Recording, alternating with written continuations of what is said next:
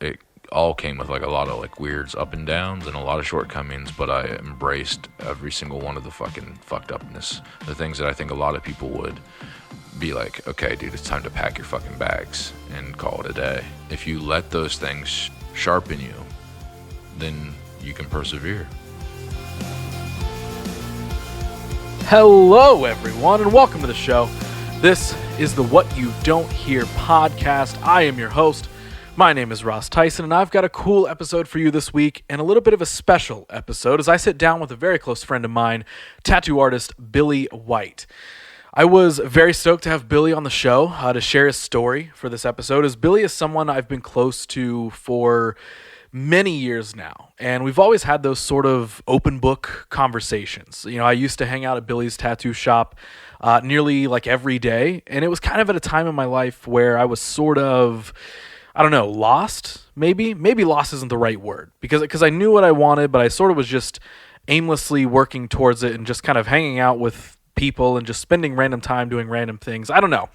But either way, Billy was someone who was always there during that time, you know, almost as like a big brother figure in many ways. You know, he was always open to share advice on things and hear me out. And like you'll hear him say in this episode, he was a good advice giver, even if he wasn't following his own advice at the time. And I've always appreciated his honesty and willingness to help not only me, but tons of people.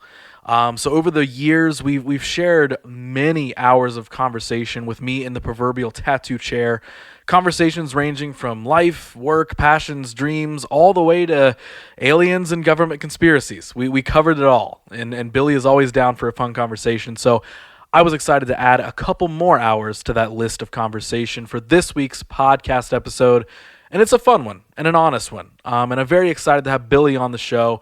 So let's dive in. Here's episode 33 of What You Don't Hear, and my conversation with my friend, Billy White.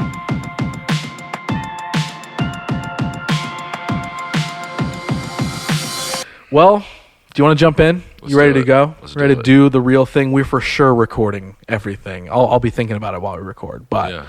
I'm pretty sure everything's up and running. I feel good about it. So I am very, very stoked to have this conversation because yes, it's for a podcast. Yes, it's a little more formal. There's lights and there's cameras and we're recording it and all that sort of stuff. But I feel like this is going to be a heightened version of the conversations that we always used to have back years ago when I was like at the tattoo shop every day. Because I would always look forward to like, okay, I can talk with Billy about anything. And did you hear about this wacky thing? Did you hear about this cool thing? Did you hear about this, like, whoa, like what about this life problem I'm having? Can you tell me what I should do about this? Like all that sort of stuff. So I feel like we're going to get to ball all of that up into one full conversation here. And I'm more excited about it because not only has it been a long time since we've got to have those conversations, but any of the recent times I feel like I've seen you, it's more of just like the catch-up conversations. Yep. Like I'm coming down to get tattooed, and it's the like, hey, what's going on? And yes, you are always a person, not to immediately take a deep dive right at the beginning of this, but you are always a person that I feel like I can come to with anything. No matter how long it's been since we last talked or saw each other or anything, even if it's me coming down once a year to get tattooed, I still am like, yeah, this I can talk to him about this thing. I can ask him what he thinks about this thing, or I can tell him about this like difficult thing that I'm going through. Because I know you'll listen. Even though you're in work mode and you're tattooing, you still can hold a great conversation. I try. And I think it's because you care. I try. And I think you succeed. Yeah. I'll say that. I think you succeed. I truly care about you. So all that being said, Billy, welcome to the show. We're doing it now. We're going to make that conversation happen. Yep. And even on the note of all the conversations that we used to have back at the tattoo shop and me being in there all the time, this is actually something I've wanted to talk to you about for a while. I feel like, and I want your perspective on this, I feel like you got to see me like entering adulthood pretty much. Absolutely. Because I think about who I was then, and yes, everyone grows up, everyone changes, matures, does all these different things. Mm-hmm. But I just like sometimes look back on who I was and I'm like, what a stupid kid. Just what a dumb kid who just didn't know like what he wanted or what he wanted to do or where he fit in, and it was just like, oh my gosh, like I just need everybody to think I'm cool and I just need to hang out. And maybe I'm wrong. Maybe you're like, yeah, dude, no, you knew. But it's just so funny because I feel like then we were having all these deep conversations, but I look at that version of me and I'm like, you didn't know what kind of deep conversations you were having. Well, I mean, I think that, you know, I don't know. Yeah, I always looked at you as well, I think it's funny. I just listened to one of your most recent podcasts, and you said, you know, I'm Ross Tyson. I'm from Columbus, Ohio. Maybe that's where. And I'm just thinking to myself, like, bro, you're not from Columbus, Ohio. Right. You're from Crooksville. You're born and bred. We're from the same town. And so I wanted to start there and kind of be like, oh yeah, man, yeah. So we go way back, probably even before we knew we went back kind of thing. Because if you're from a small town, like, I mean, it's not even a town, it's a village. Yeah. So, you know, our families crossed paths before we ever were born, and they were making memories and history and everything like that before we ever crossed paths. You know, from your dad living on like Sand Street growing up, and my mom and my brother, you know, growing up there too, and you know, all of that is you know, so dynamic. So I think when it came to our relationship, I always felt like you pretty much knew pretty quickly if you were from Crooksville that maybe if you weren't going to be there for long, that you kind of knew that as soon as you got to middle school kind of thing, or you know, definitely in high school, you were like, okay, we gotta get the hell out of here. So when, you know, I got out, you know, obviously I'm a little older than you, so, you know, I think that the perception was that maybe I had, you know, something more to offer, or I had like more experience to lend you, because like here you were also knowing like, okay, this isn't going to be my town, this isn't going to be for me, and I am going to find something, and I'm going to find the world, and I'm going to explore it. So I definitely looked at you as like that person that was like, okay, he's very linear to me, you know, I don't know where he'll land, but it won't be around here. So I think when you did come around and we were having those conversations, especially as like, you know, growing up, as you said, like, yeah, I don't know. I've always valued your opinion, because I knew like no matter what, even if you weren't sure where you were going or where where you were at, you knew that there was a path and a plan to get there, and that you included me in that, and I respect that. So, yeah. I feel like for a handful of years, you were definitely a big brother to me. I hear that a lot. That, and I yes, hear that a lot. And I feel like you're that for a lot of people. It's really funny though, man, because here we are. You know, I just turned 36 in December, and you know, how old are you? 27. Almost 28. Okay. At the time of us recording this. Yeah. Okay. So yeah, I'm 8-10 years. I guess I'm, but like, you know, Moody and you know some of those other dudes who, you know, are 31, 32, 33. You know, they were still like, you know, quote unquote, like my little brothers, you know, like I was like the dad figure or like the big brother for whatever reason. And now as we've gotten older, we kind of like laugh at it. Like, what in the hell? Why was I the big brother? You know, I shouldn't have been the big brother at all. But, yeah, man, I guess I kind of was. And I don't know why. And I definitely don't know if I was giving accurately good advice or anything like that by any means, but to your point, I think I cared about everybody, you know, and I really wanted that circle of people who were around and did come around to know like, hey, you're safe here, you know, I like you, and like together we could do bigger things. So right. Well, I think like even just like pat yourself on the back more, because you for sure, I think, were that big brother figure to a lot of people. Whether like now those people can look back on it and be like, oh, that was so silly. Like I can't believe, like, what? Remember when you gave me that advice? Right. But I know with me in particular, like at that point in time, even though I was sure about like, okay, yeah, I want to like move from Crooksville to Zanesville, and then I want to move from Zanesville to Columbus, or whatever the dynamic was of I want to move on or whatever. I feel like you still like as I was going through that and wasn't being sure about like who I was or where I belonged or anything, you did always make a welcoming place. You did, and I don't just mean like the physical tattoo shop. Like you as a person, you do care about people. You do like actually converse with people. You do hear people out. So for me at that point in time, you know, I remember countless problems going on that I would always bring to you of like, oh my gosh, this is happening and I don't want to be here, or I don't want to be in this friends group, or I don't want to, you know, all this sort of stuff. And I feel like I brought that stuff to you because, yes, even though we can joke about like, oh my gosh, I don't know what advice I was giving people, I do think you cared enough to give advice to the person or situation that you were being asked about. Yeah. You know what I mean? Because I feel like there's a lot of people who are those like, oh, that sucks, man. Yeah. Wow, that's crazy, dude. You know, but you would, like, whether it was adding stress to your life of me being the annoying 19-year-old, like, hey, dude, can we hang out at the shop today? Like, can I come over? Or whatever it was, you did welcome that. You did like, hey, yeah, like, let's talk about this. Let me hear you out. And, you know, I do the same thing where I'm like, I don't know how I've ever given anyone advice. Because I'm so bad at taking my own advice. I'm so bad at making mistakes and then telling somebody else, don't make this mistake. Yeah. So everybody does that.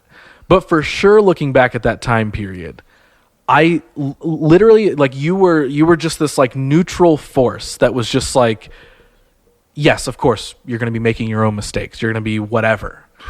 However, I did. What you would give to everyone else is this, I don't know, like beacon of guidance almost. And not that you had all the right answers or anything like that. That's not what I'm saying. But you had answers in general. No. You had thoughts. You had opinions. You did have advice of like, well, yeah, why don't you just like, well, you would still always leave the decision, at least with me, you would always still leave the decision up to me, but you would help me think things through. For sure. You know what I mean? And I feel like you did that for a lot of people. You're kind of like the bouncing board for a lot of people. You know what I mean? The soundboard, whatever it is. Yeah. Like, people can just come to you. And I still see it to this day. The last couple times I've been down getting tattooed, I see it all the time. And I'm sure for you, it's become a natural thing where maybe you overlook it sometimes. And you're just like, oh yeah, this is just how things are for me. But I see it all the time. You know, I'll be getting tattooed. How many people stop in the shop all the time, you know, when it's a more normal thing for people to stop by, and they'll come in and they'll not just say, hey, Billy, I want to get tattooed. Hey, Bill, can I get tattooed next week? Whatever it is. But they'll follow it up with always something about themselves or their life. They'll always be like, remember that job I was telling you about? Well, I got it and everything's working out and I'm freaking stoked. And you're like, dude, that's awesome to hear. Or they're like, remember that the boyfriend I told you about? Well, everything worked out and it's incredible and blah, blah, blah. Like, whatever it is, there's always somebody sharing some part of their like personal life with you. Yeah. And again, it's because I think you're that type of person. And so this is even me sitting here as a 28-year-old person thanking you for being there throughout that time and being that soundboard and being that almost like voice of reason in a way. And it's not just like that you were giving me all the answers and telling me exactly what to do, right, but you were giving me a platform, if that's even the right word, to express those things. Right. You know, where I was shifting in my life at that time of like, I wanted to hang out at a tattoo shop more and I wanted to be in bands or I wanted to work with bands and make a clothing line. And at that point in time, I had a lot of friends who were like, how dare you think you're better than Crooksville? Yeah. When that's not what it was at all. Yeah. You know, I wasn't like, I hate this town, blah, blah, blah. It was, I want to do my own thing and I want to try these things. And I during that point in time, totally felt outcasted a lot. Oh, yeah. Where it was just like this, like, oh man, I'm friends with these people. And now they're telling me that I'm a piece of shit because I want to like go to a show and not go to their house or something like that. And I feel like you were such a bridge of that gap for me for those handful of years. Does any of that make sense? Am I just rambling and you're like, dude, what are you remembering? No, not at all. It makes perfect sense. It makes perfect sense. And to point, you're welcome. And also, like, thank you. I mean, it wasn't like I wasn't bouncing. I think that's what relationships are. I mean, to the core is, you know, it isn't about right or wrong. It isn't about one person, you know, being the lead, or it's a beautiful dance, and sometimes you're stepping on toes and sometimes you're not. It's very beautiful and it's very elegant.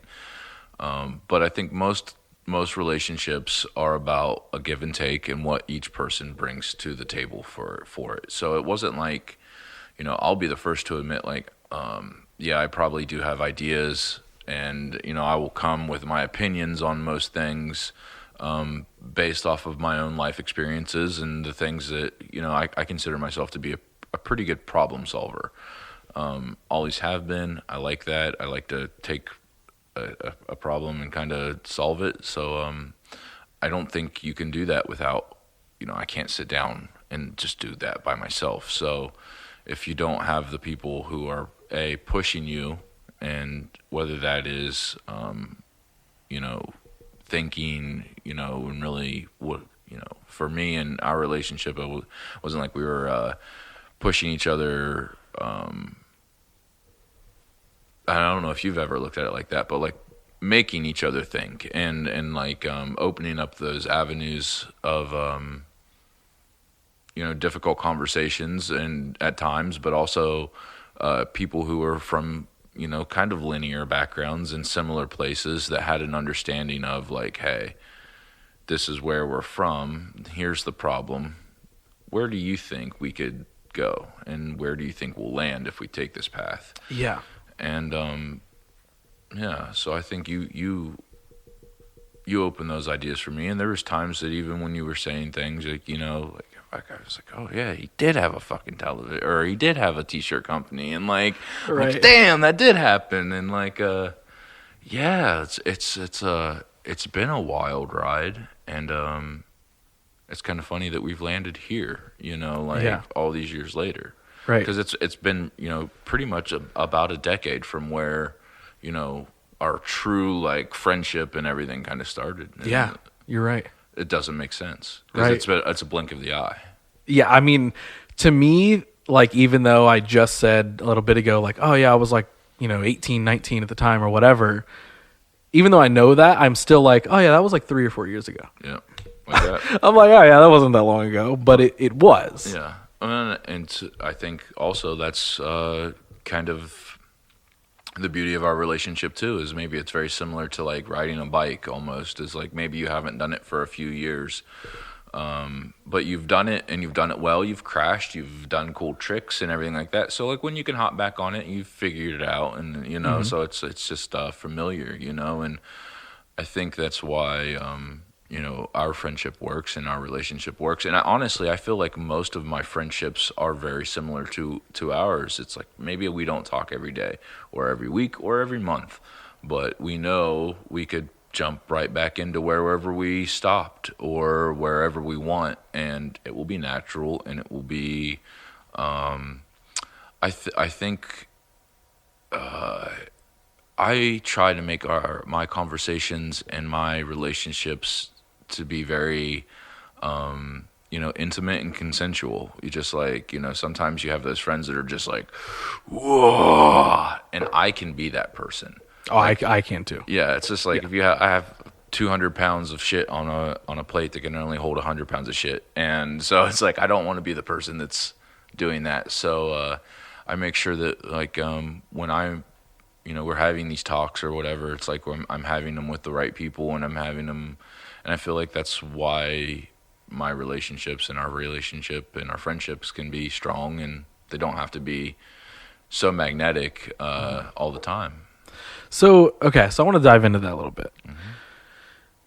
And we can go back as far as you want, but how, like, where does that come from in you? Like, because yes, tons of people can have good conversations and have lasting friendships and all that sort of stuff. But you in particular, where does that like genuine like compassion and empathy for people come from? Where does the like, because you could just be, you could be a tattoo artist who is just like, yeah, come in and tattoo, and we'll talk about the weather, we'll talk about the big game, or we'll talk about whatever. Right. Cool, tell me that. But again, you are that soundboard for people to be like, hey, I'm actually going to kind of open up a little bit.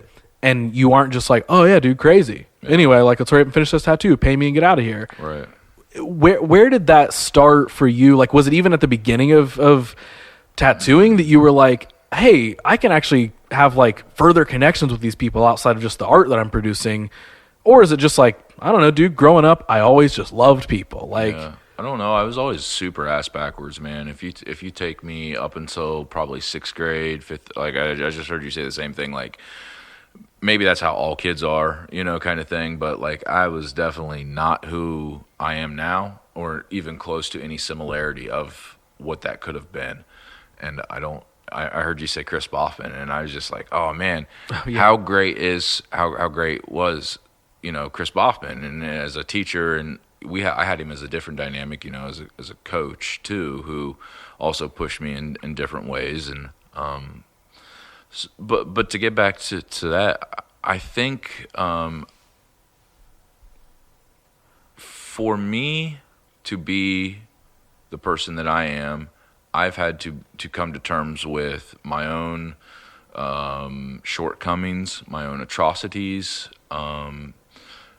my own accomplishments, whatever it may be, and just becoming very I've been a terrible liar, and I've lied to good people. I've lied to friends, family members, loved ones, but mostly I've lied to myself.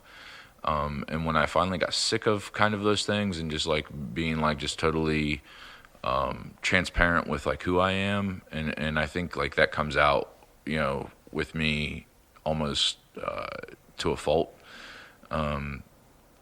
That gives people that sense of security that you're like, this is just a real dude. This is a guy that he's been through it too. Whatever it may be, he's seen ups and downs, and I think that because I finally have become transparent with myself and becoming more honest with myself, that has since become quality about me, I guess. It's just that maybe it's just something that people can pick up on. It's like, okay, this guy's just a real dude. Right. At least that's what I hope. I pray, Yeah.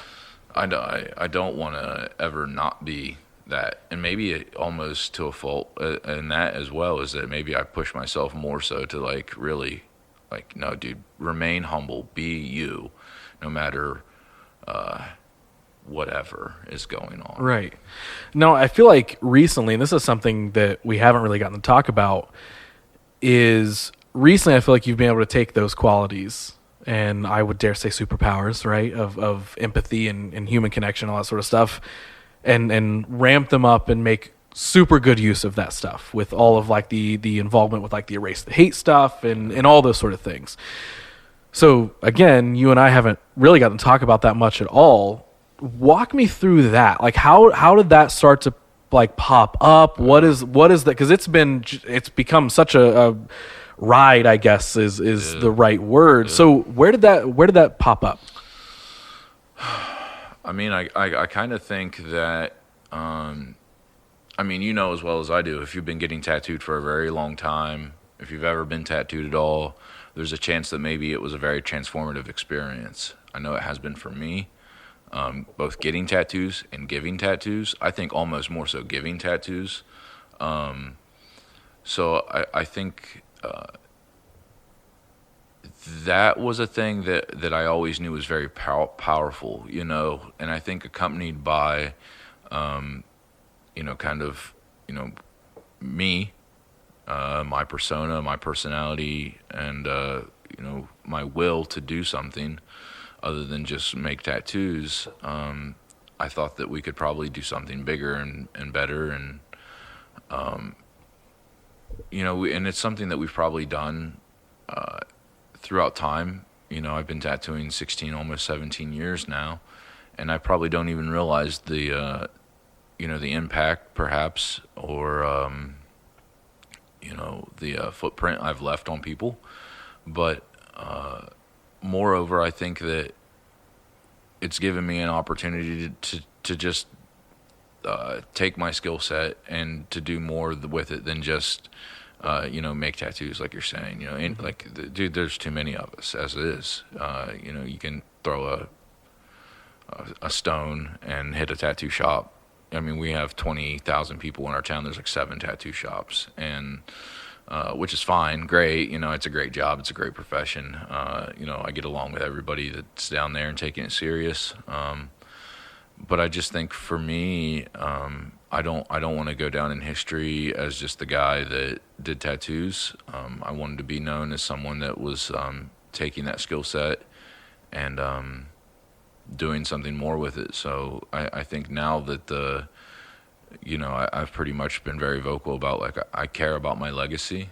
I think prior to maybe even once I hit 30, kind of coming up on 30, I mean, I made so many mistakes through my 20s and things that I'm not proud of. And, a lot of good things happened in there too. But, 30 was kind of that fresh start for me, and was just like, hey, you have an opportunity to kind of dial in here and get your shit together. And there's no reason to, like, still be acting like a lot of the ways that you act. So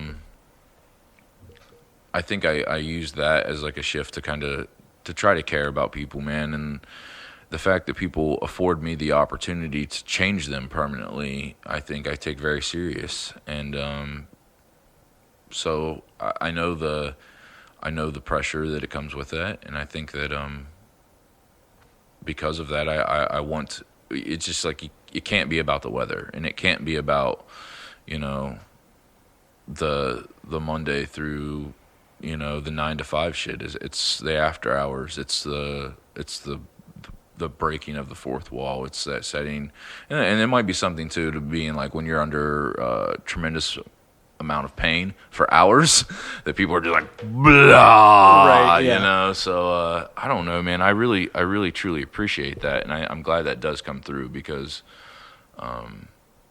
sometimes I wonder, man, I'm the most self-loathing motherfucker ever, and I just wonder if I am doing it right. So it's right. Good to know that I am.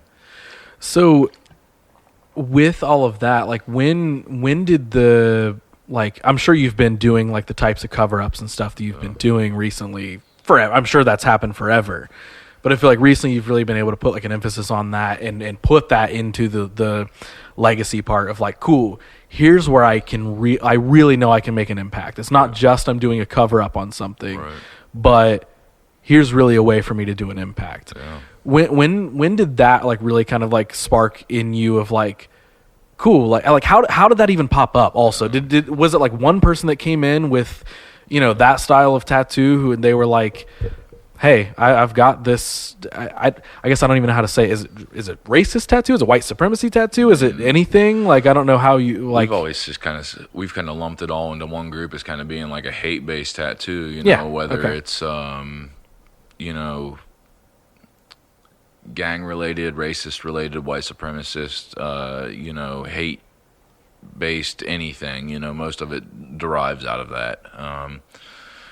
And really, I think I did my first one about 6-7 years ago. There was a family of women who would come in, and they actually had the words "crazy white bitch" tattooed on them. That was like it's what the women got in the family. It's like, if that's what the women got, what the fuck did the men get? Yeah. And so here's all these women, man, and I was like, I did one, and then I heard the story, like, yeah, this is what we get. I was like, oh, fucking, who knows how many?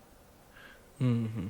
And I didn't do those ones pro bono. Of course, now that's what we do. That's the mission. Is I don't care about money. I don't care. I mean, fuck, that's pointless. We can touch on that in a second if you want. But then after Charlottesville, and knowing that that was a turning point for me. And it's because, growing up in a town that we did, growing up in a community that embraces, hate and racism and division and sexism and any ism that is shit, it's very prevalent in our life and in our community. And as a father of 3, I just was like, this just cannot be the world that I can let my kids go out and know Dad didn't do shit. He didn't care. And so I was like, yeah, we're going to do something. And that's when I made dude, I didn't know. I get a hair up my ass, and I'm just like, I'm going to make a little live video, more so I can blow off steam a lot of times, and just get it out there. Because if I don't, then it'll eat me up, and then I will feel like I failed. So I made a little live video, just like, hell, I'm going to do the first 10 tattoos. If you have a swastika, if you have a rebel flag, if you have a whatever it is, if you have that hate in your heart, and that ain't who you are anymore, come to me. No judgment. I don't care. I don't give a fuck. No questions asked. Like, let's just tackle the problem. Cool. Boy, I thought it would take a year, Ross. I did. I legit thought, like, man, these people aren't going to just come, like, pouring in. They're not going to be like, hey, by the way, man, I got this swastika on me, Yeah. And they did. And after about the first 3, I realized, like, okay, it can no longer be a no questions asked, like, policy. It needs to be a we're asking all the questions. We're asking the tough questions.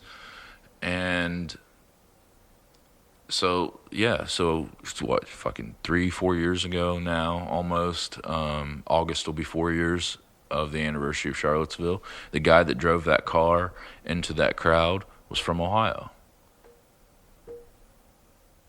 Why was he there? He was there to promote division. Mm-hmm.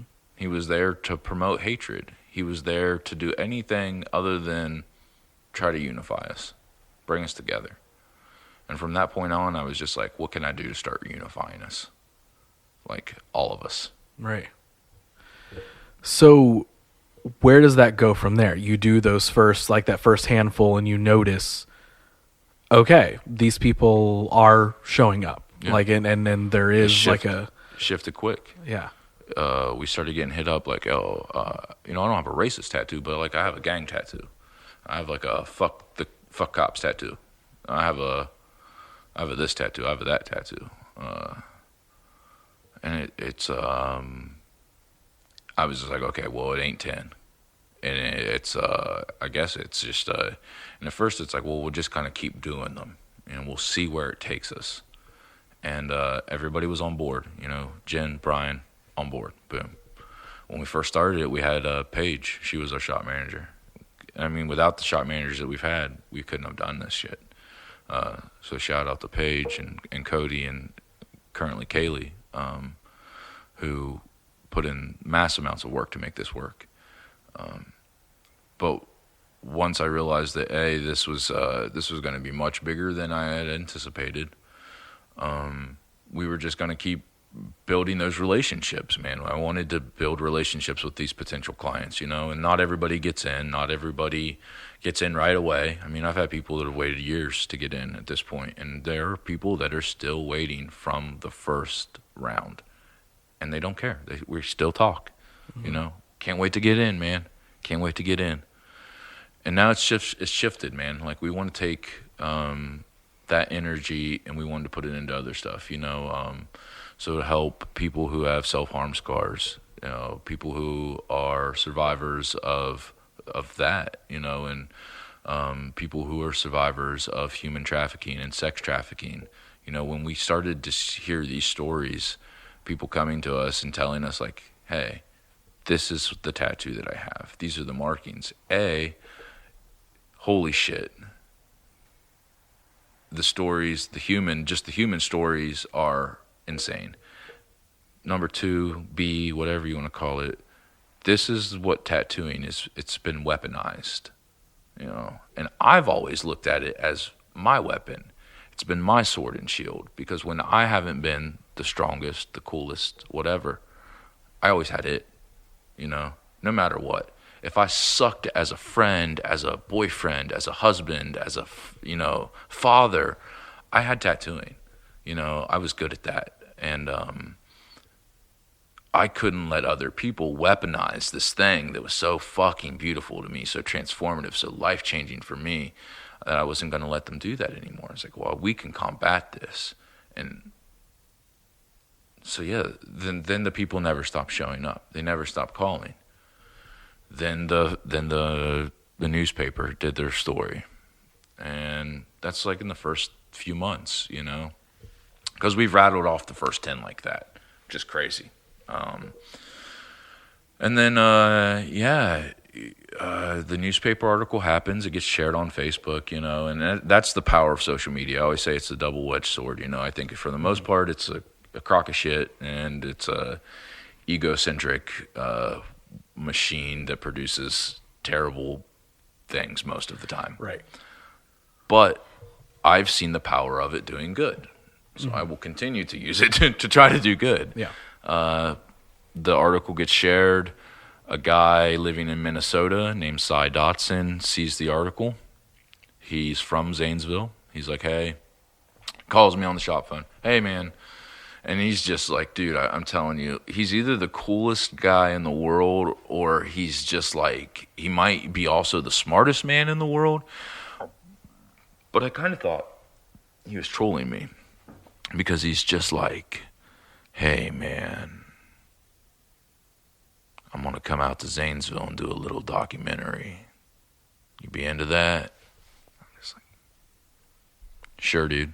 You know, kind of calling his bluff. I'm like, yeah, right. Man, ain't no way this dude's fucking coming. And he's actually the second person that hit me up. There was a dude in town that hit me up, and I was just like, bro, I'm not trying to do a documentary. I'm not trying to get famous. I'm not trying to do like this thing, you know? Like, I'm just trying to help these people. And, you know, sure as shit, you know, Cy shows up. He calls me, you know, later, and he's like, yeah, I'm going to be in town these days doing commercial for American Pride, the fucking tractor store here in town. You know, I'm just like, yeah, of course, why? That makes perfect sense. And we filmed this 12-minute clip, more or less, this short, in 2 days. You know, we pull in 3 people, very last minute, very natural, very raw. And he tells me, hey, man, it'll probably be a year. It's kind of like a passion project. I don't do these things to make money. Just do them because I like them. You know, he'd done like 2 or 3 other documentaries that I've seen, like, loved, and I was like, oh, whatever, man. And about 3 months later, if that, man, he hits me up. He's like, it's done. And I'm just like, it's shit. You know, we filmed for 2 days. It's shit. There's nothing there. The people that came, I don't see the story. I don't see it. And, you know, I'm just thinking to myself, like, whatever, man, cool. And he sends me, like, the first kind of run of it. I think the first clip is, like, 15 minutes. And I watch it, and I'm just like, oh, Jesus Christ, dude. I don't know if we can. I don't want this out there, man. You know, like, this is. Like, I know what's recorded, right? But I don't know how he's going to chop and screw this shit. And that's the scariest thing about any time you're doing anything like that, you know, and you're being super vulnerable in a documentary, which every single person who's in the documentary is being very vulnerable.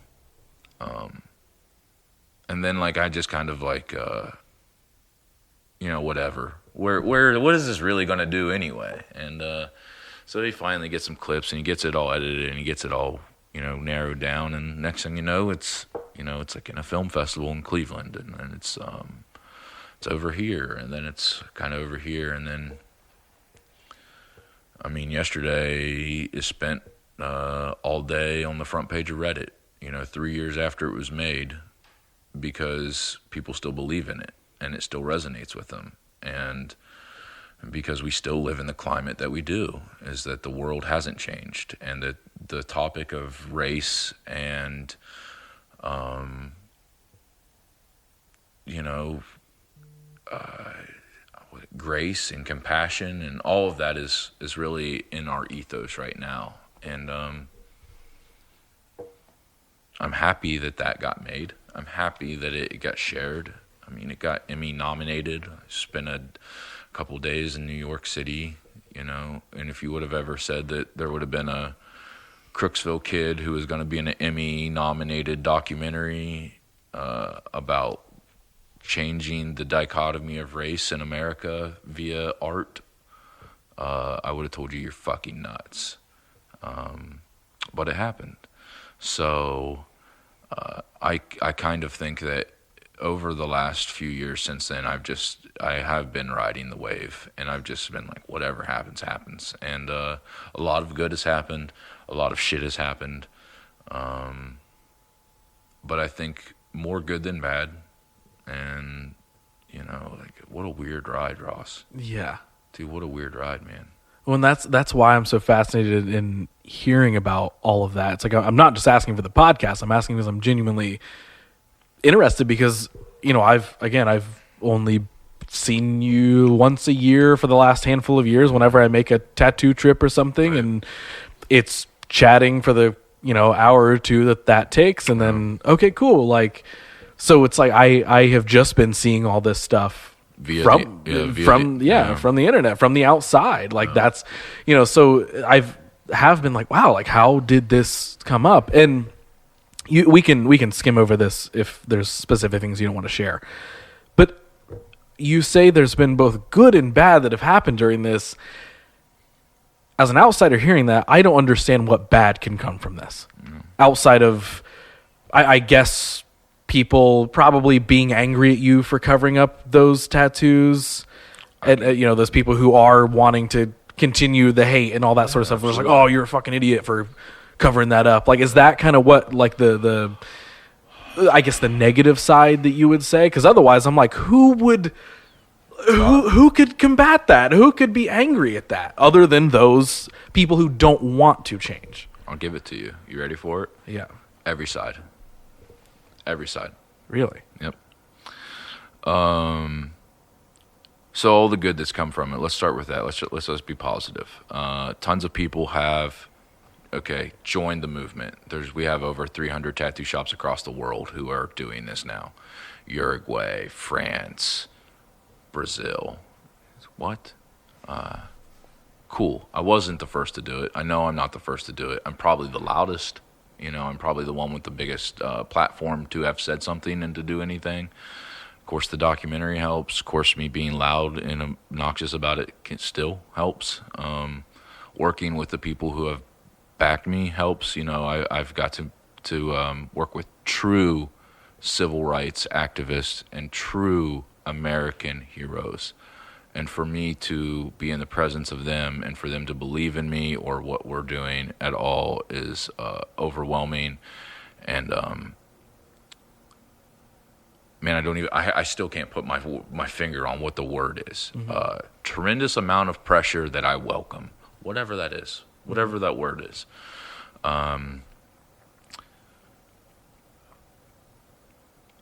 Yeah, man. The good has been good. A lot of people have come to me and changed and told their stories and given me hope to want to continue this, because there's been a lot of moments where I didn't want to. To your point, in the very beginning,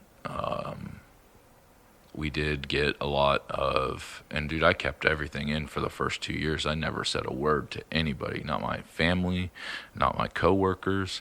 If I got a death threat, I bodied that death threat, and part of me talking to people who had been through this before knew that we were going to get shit like that. Then you get the,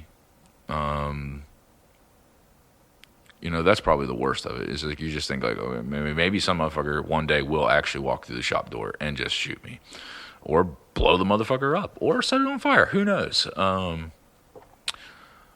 But then you have the people who, just the online comments and the whatever and that kind of, harassment or whatever is whatever. But I realized about a year and a half in that I was having people who, from the far right, you kind of expect that, and the white supremacy and the hate groups and the gangs and all of that shit, you expect that. When I started seeing stuff coming from, quote unquote, the far left or the open-minded people who, which I would consider myself to be, fairly open-minded, were just being more like, why these people don't get the free pass? Okay. They don't get the grace. Bro, what did they do? Well, why do they get a change? And to point, what are you doing to help their survivors? What are you doing for the victims? Great point. These are things that I ask myself. These are things that I still think about to this day. Like, am I doing it right? How can I shift this? What can we do to make this more on point? And the reality is that any time that you're doing anything that involves, race, sex, religion, you're going to rock the boat on probably both fronts. and that's how you know you're probably doing something right. So I try to take the bad, and I let that marinate and use it to try to like guide me, and not deter me, but a lot of people say, oh, just ignore the haters, man, ignore the haters. But it's like, no, everybody gets a voice in this game. They might be just. Yeah, sure, some of them are assholes. But a lot of them are legitimately just trying to, again, question me, question the narrative. Like, trust is a big thing, I'm a bald white guy. I know that. Like, I have people all the time that are just like, this dude's a former white supremacist, straight up. And he is just helping these guys, walk through life without any cares. And that's that, man. Oh, man, I've had people DM me, hey, bro, how many of those people have you helped cover their swastikas? How many of them are cops now, man? You're helping you're not going to go down on the good side of history. And it's like, well, I'd like to beg to differ. They don't know the hours that I've stayed up talking to these people. They don't know. They don't have any idea. And that's fine. Part of me for years really wanted to continue to tell the stories of these people and just put it out there and just be like, hey, listen, I think if you understood where these people came from, then maybe you would have a little bit more empathy and more understanding. But the reality is that people will only take in the stories that they want to know. If it doesn't fit their narrative or whatever, then not always, but to my point, working with most of these people, I'm not going to change them. I will not be the thing that changes them. The human interaction, the thing that happens in their life, whether it be, they are able to see someone who has legitimately changed from 180, or they won't, and that's fine. I would rather sit on the side of humanity that says I truly believe that there's more good in people than there are bad, and that we, if nurtured right, even through the people that we don't know, then we can bring out the best of most people. And if nothing else, then we can just show them we give a damn. Mm-hmm. A lot of people just don't feel like nobody gives a damn. Right. Okay, so I want us to dig back in because I want us to lay some groundwork or uncover the groundwork maybe of how you even end up sitting here and saying all these things and having this mindset or this thought process of sitting and you've kind of already said a couple times, coming from Crooksville, it's maybe not the most diverse place. It's probably not the most, whatever place. Mm-hmm. So I think it's an easy question for someone to ask of and this is something that always fascinates me about anybody is, how does where you're from or how you're raised in that place or whatever, how does that not completely engulf someone? No. You know what I mean? So I would love for you to take me back. Let's go back to Crooksville. Mm-hmm. We'll shift gears a little bit. Yeah. What was growing up like for you? Oh. And again, you can tell the story as long as you want, as deep as you want, whatever. But, kind of basing it off of the question of it is interesting, even though, again, we come from the same place, we've followed, similar, whatever paths in our own kind of worlds, and we can sit here on a podcast and be like, oh, wow, well, we're doing this now, and we're talking about all this stuff, and perspective, and cool viewpoints, and blah, blah, blah. Right. But where does that come from? Why are you... Not that there's anything wrong with it, but why are you sitting and saying yes, I want to fight against hate? And why are you not sitting in whatever town? I'm not just going to pinpoint and act like Crooksville's a hate-filled place. No. Why are you not sitting in any, hometown like anybody does and just, cool, this is just where I'm at. There's nothing more, and I'm going to, whatever this person told me to think is exactly what I'm going to think, because now you're sitting and you're helping change people's perspectives, or you're helping them, see a new perspective or understand something and having conversations with these people and empathy driven and everything. So again, engulfing all of that, let's go back to what growing up was like for you. Also, something I didn't tell you earlier, do you feel like you need to adjust that mic at all? Nope. Do you feel like you're leaning? Okay. I was going to say, you can raise it if you need to. I love it. Okay. So take me back. Let's talk Crooksville. Yeah. Growing up. Well, okay, so, man, I feel like I often have to do these, like, little biography type things, and it's so, I have, man, okay, so my parents are both dead,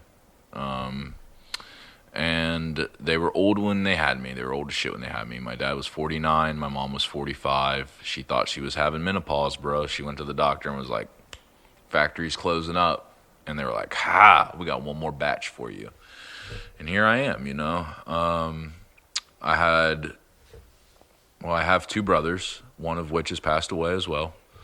And I have three sisters. And more or less, the reason why I couldn't be in Crooksville is because I have no family. You know, like, that may be my hometown, but that's not where we grew up. That's not where we grew up. That town is dead. So I think that plays into it as well. Knowing that even when I go back to the street that I grew up on, there are people that still live there. There's still good people that live there. There's also just a lot that's changed. You know, the people that I had put lots of faith in and a lot of love in, they're not those same people. And that's okay. People change and shit like that. I know I have. So, you know, my parents, we were poor as hell, really. My dad worked in the coal mines. And then when he got out of the coal mines, they went to the potteries. And they worked in the potteries. That's, if you know anything about Crooksville, it's, you know, clay. The pottery capital of the world, I think, was the plaque as you drove into the town or whatever, and you're just like, really? What the fuck? There's no potteries left, you know? So yeah, we just grew up poor. We didn't have a whole hell of a lot. And I think that kind of plays a factor into who I am now, and knowing that no matter how, you know, quote unquote successful I get, how much money I make during the week or the day or whatever it may be, it's like, bro, you're still just this kid, you know, and I still think like that. And it's just, I joke too all the time, man. It's like, man, my parents could have fucked anywhere, and I could have been born in like LA or Cambodia, you know, anywhere, and they did it in Perry County, Ohio. Like, kill me, you know, kill me. So I think, like, you got to just work a little bit harder too to think against that train of thought, man. Is to, you know, I saw a thing online today. It was, how old were you when you had your first black teacher? Well, I never had one. You know, I never had an African-American teacher. I had a you know, Mr. Young. I don't know if you remember Mr. Young. You're too young, probably. I don't think so. We had a black principal at Crooksville, bro. Really? Yep. 1 year. And they treated him like hell. Really? Yep. He had a son. His name was Will. He's a few years younger than me. And you, like, there was people that went out of their way to be good to him. But those people were obviously conscious of the way that they were being treated otherwise. Mm-hmm. You know, we had one teacher who was married to a black man who had two black sons, Scotty and Cato, and they were older than me, but they literally, that's the only look of diversity that we had there. And there was still, like, you know, the murmurs behind door, like, what? You know, I heard my dad say just terrible things, man. Things that I'm just like, dude, you're too good. You're too good of a man to think like that. But I think he was a product of his environment. He was a man that grew up in the 50s in Beavertown, Ohio. His class had 13 people in it, like 2 boys. The rest were girls, and they were all whiter than bread. And, you know, he never got out. You don't get out, you don't see things, you don't experience things, you don't know things, you don't know other religions, you don't know other colors, other sexes. You'll be scared of them. It's just human nature, you know, like, snakes are terrifying to 90% of people. But the reality is they don't want to be fucking held by us either, you know? And it's not until we can, like, be around those things and be around a snake and be like, you know what, this snake's pretty cool, that, you know, we can appreciate it for what it is. Maybe we don't want to hold it. Maybe we don't want to have it as a pet, but we can respect it, you know? And I think that's kind of how I looked at a lot of those things. And also how I look back at the people that, you know, it's like, you know, maybe I don't want to be there. I respect it. It's part of me. But it has its place. And, you know, again, and it's part of the legacy. You know, when we go down and we die, you know, like, there's good people that, from Crooksville. And I want to be one of them, man. I want to be one of the ones that are like, that guy figured it out. You know, that's cool. I hope, you know, and, you know, my parents were good people. And, like I said, man, I don't want to paint them as bad or closed-minded people, but they didn't experience the world.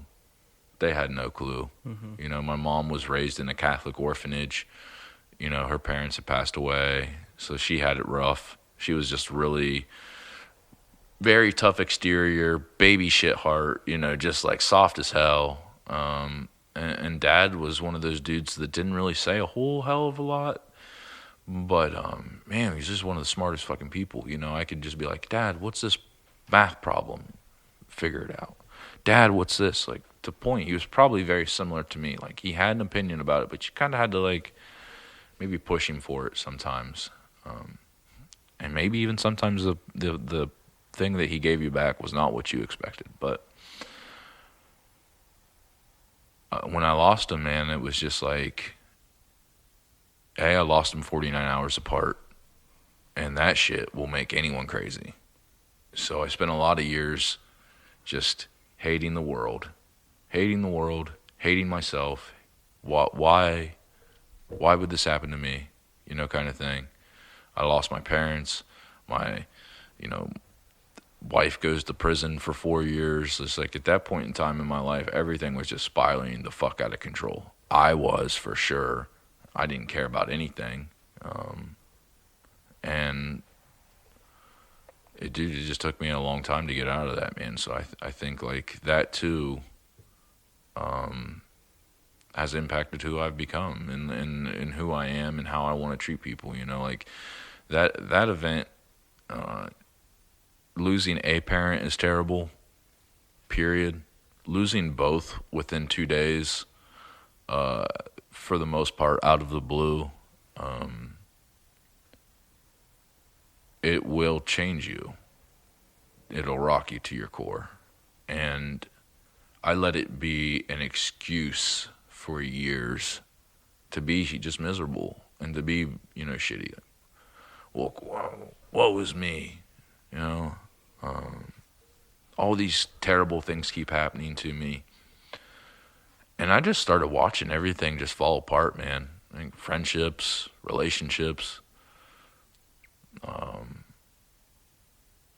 I realized, you know, I just had to like put some stake into myself, man, and just realize like, dude, you can't keep acting like this. So I think a lot of maybe like how I've become who I am is just like shifted off of being from a weird small town that doesn't have a whole lot, doesn't have a lot of experience, if you will, or variety, accompanied by a lot of like just really weird, like traumatic things that have happened, and then a lot of like really weird, like cool shit. Like, dude, life's been like real weird, like you touched on earlier, like the band stuff and like the music life and all of that just doesn't really make a whole hell of a lot of sense. Right. It's weird, man. Right. It's super weird. So, I guess there's so much in there that I want to talk about, but I also want you to walk me through like how we even catching up to that part of the timeline. So even further back, like growing up and you know, dealing with whatever. I mean, you said earlier, growing up, you were vastly different than what you are now. Oh, yeah. So, I mean, Was there a part in like middle school or high school where you were like, I want to be a tattoo artist when I grow up? No, It's like, was it deep into sports, and then it was just like doing the small town thing, and that was that? You know it, man. Like, I was just like maxed out to a T. Eventually, like, okay, so my brother Mike, who has passed away, 28 years older than me. He's my brother who like knows your dad fairly well, and or knew of him like running around, and you know, he was in the military. He was in like biker gangs and shit like that. So like when he got out of jail and like came back and lived with us, like that was like the dude that like really started opening my mind up to things, you know, for sure. It's like, oh shit, he had been out, you know, Mm-hmm. And yeah, he came back. I mean, fuck, you know how that goes. But I was just like, oh, cool, he's wild. You know, he brought like Metallica, and he brought tattoos, and he brought Harleys, and he brought just that, like, oh, life's not boring, you know, or it could be not so boring. And when you're in a small town like that, man, like, dude, I did everything. I played basketball, baseball, football. I was our class president. I was student council president. You can go back and find, like, articles about me. I'm responsible for putting the fucking fence around the basketball court, you know, just the random shit that, like, I used to, like, care about and just lobby for, man, like, because there wasn't anything else to fucking do, you know, so it was just like, oh, I'm all in on everything, because otherwise I'm going to go nuts here. And then, you know, obviously, fuck, I started living in Zanesville when I was 19, and you know, that was crazy to everybody. You know that, like, dude, if you went from Crooksville and you moved to the big city, yeah, you know, like, people are like, what the hell? How can you afford it? I tell people that all the time. I don't believe it. That growing up, Zanesville was the big city. Yeah. So then if there was ever a trip to Columbus, it was like, oh, we're going to a different planet. This isn't the interstate. Yeah. You want to drive on the interstate? Wasn't happening, bro. No. So, yeah, to your point, Zanesville, because there was a mall there. There was a... 2 Walmarts. Yeah, yeah. Big K. Walmarts. Like, there was a Kmart for a while. Like, movie, whatever. It's just like, oh, wow. No, that's where, like, you take the big weekend trip and go shopping or whatever it is. You want to get a steak dinner and you want to go pick up a sweater, bro. You had to go to Zanesville, you know. Yeah. And that was a big if. Because you know damn well, man, Crooksville people didn't want to leave. They didn't want to they didn't want to leave Perry County, bro. It's like, maybe we'll go to Roseville. We'll go to New Lex, you know. But we're not trying to get to the big city, man. And especially my parents, they just weren't, man. Like I said, we were fucking poor, so it wasn't like we had the money to like just go and do all the shit, man. Mm-hmm. I literally, dude, I didn't go on any family vacations. Never, not once. Don't have that memory with my family, brothers and sisters, none of that shit.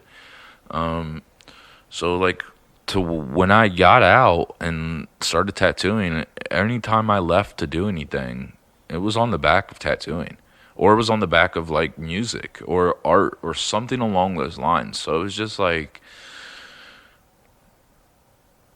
just embrace that, you know, like lean into that shit. And I'm glad I did. You know, I can remember specifically, I got married pretty early, and like I'm like tattooing, but I'm not very good, and I'm still working a Hot Topic job, and you know, Heather comes in, that's my wife at the time, and I'm crying in the bathtub, dude. I'm just like, you know, it's just hard.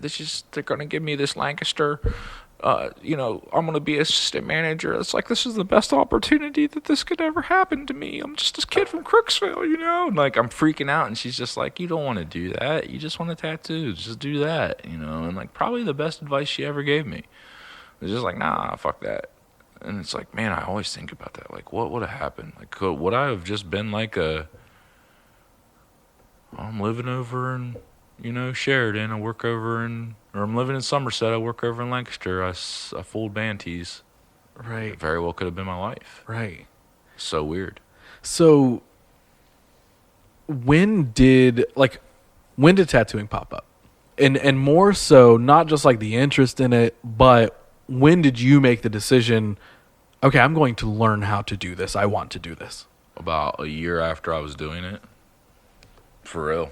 Okay. I know that sounds fucking apeshit crazy, man, but like when I moved to Zanesville, I was like, I'd been doing some things, and I was still kind of working in Crooksville doing like weird odd end jobs, man. You know how it is in Crooksville. It's like, oh man, we're building a pool barn today, and then we're doing mold removal, and then like we're gonna pour a footer, you know, just like shit like that, you know. Just like, yeah, okay, cool. So when I moved to Zanesville, I started to work in the mall a little bit here and there, and I was like, this is cool. It's definitely way more eye opening. You know, I caught a job at Hot Topic, and I was just like, yo, fuck yeah, finally I'm starting to meet some other people from, you know, this town and other towns that have more similar, you know, lifestyles. And then I heard about this skateboard / tattoo shop that had just opened up. And I was like, that sounds fucking tight. And I was just like, so I'm working this like corporate thing, even though it's not, you know, you fucking do whatever you wanted to back then. And I was like, yo, I'm gonna go over there. And it was just I was fucking right across the street from the mall. So I was like, yo, I'm gonna go over there. I was 19 years old. You know, it's like fucking basically the summer after I graduate, you know, high school or whatever. I'm still going to college. It's just real. What am I doing? You know, that age, like, where am I going to land? Wait, so sorry to interrupt you. You were going to college? Oh, yeah. What were you going to college for? Special education and art education. Okay. I don't think I ever knew that, or have certainly forgotten it by any time we would have talked about it. Yeah, I knew that I had some sort of art ability. I knew that I surely gave a damn about people. One of my best friends in high school, her name's Haley Erin Couch. Shout out to her. I'm gonna send this to her because I know she'll listen. But yeah, you know, she was in Doug Clifford's class, and you know, and all that, and just never. A lot of people didn't treat her real well, man. And I was just like, nah, fuck that. Haley's she's my friend. She's good people, and to this day, man, we still have a relationship. Still to this day, 20 fucking some years later, and she's still a good friend of mine. But I knew that like that's something that I cared about, and that, you know, maybe I could do something along those lines. But around that time, they had started pulling all the funding for art and shop and industrial arts and home ec and all these things, man, to the point that I was just like, I will never find a fucking job. Art teachers, they don't retire, dude. They just die. You know, they're like 900. They taught your mom, your grandma. They all fucking did pinch pots. You know, they never go away. So I was like, I'm never, ever, ever, ever going to find a fucking job. And if I do, I literally thought, like, in my mindset, I was like, I'm going back to Crooksville, and I'm going to change that fucking art program. And I didn't, man. I went into this skateboard tattoo shop and was just like, I had gotten a tattoo there before. I had a few handfuls, just kind of small tattoos. Had my ears pierced. And was like, hey, you guys hiring? Can you draw? I said, yeah, I can draw. I didn't know what that pertained to, you know. They're like, all right, cool, come to the meeting tonight. I was like, what time? 8 o'clock when we close up. All right, fucking cool. Show up to the meeting, starts like 9:30, you know, kind of one of those things. I'm like sitting around, and I'm still just kind of thinking, like, what the fuck am I really doing here, you know? Travis is there. He's the only thing that's been like the staple in all of this. Okay. He's like 17, bro. Been kicked out of high school. He vouched for me. Because he didn't want to be the only young dude there. That's pretty much the only reason this is like I'm still here, is because of him. I will always give him credit for that. So go to the meeting. The meeting's buckshit wild, man. They had 2 other apprentices, both females. They fired both of them. They're like, yo, you got to go. It's like, okay, why are they firing these chicks? You know, like, I'm just kind of like, I don't know what the fuck's going on. They're like, this guy's going to be our new apprentice. And I'm like, okay. Remember, right. I can draw. Remember that. Yeah. Good deal. I'm glad I'm here. And, dude, about that time, a dude runs into the fucking shop, and he's leaking. He's just pouring blood. There's a fight out in the parking lot. 3 of the tattooers run out into the fucking park. Zeke, Frankie, and Wes run out into the parking lot. Is this incorporated? This is incorporated. My stepdad was friends with Zeke, and I remember growing up, going to Incorporated was like the coolest thing ever. Yeah, fuck yeah, it was. Sorry, I just had to mention that because I was like, hold on, you just said Zeke. I remember that person. Yeah. You're unlocking a memory. That's technically my tat dad, man. That's who I consider my tattoo dad. Because like, although he did not teach me fundamentally, he didn't teach me anything, but he taught me everything. You know, dude, I did my first tattoo 2 weeks after that. I could literally, you could do a better tattoo. You have more knowledge of tattooing right now than I did right then, for sure. Absolutely. Never set up a machine. In fact, nobody in that shop walked me through my first tattoo. Dude named Kevin worked at Bootleg. He walked me through the tattoo because he just so happened to be in the shop that night. My first tattoo was a Black Flag logo, about that big, on a wrist. So super punk rock. Super fucking punk rock. Like, I got that going for me. Dude, took me like 3 hours. Turned this just the skin to hamburger. What the fuck?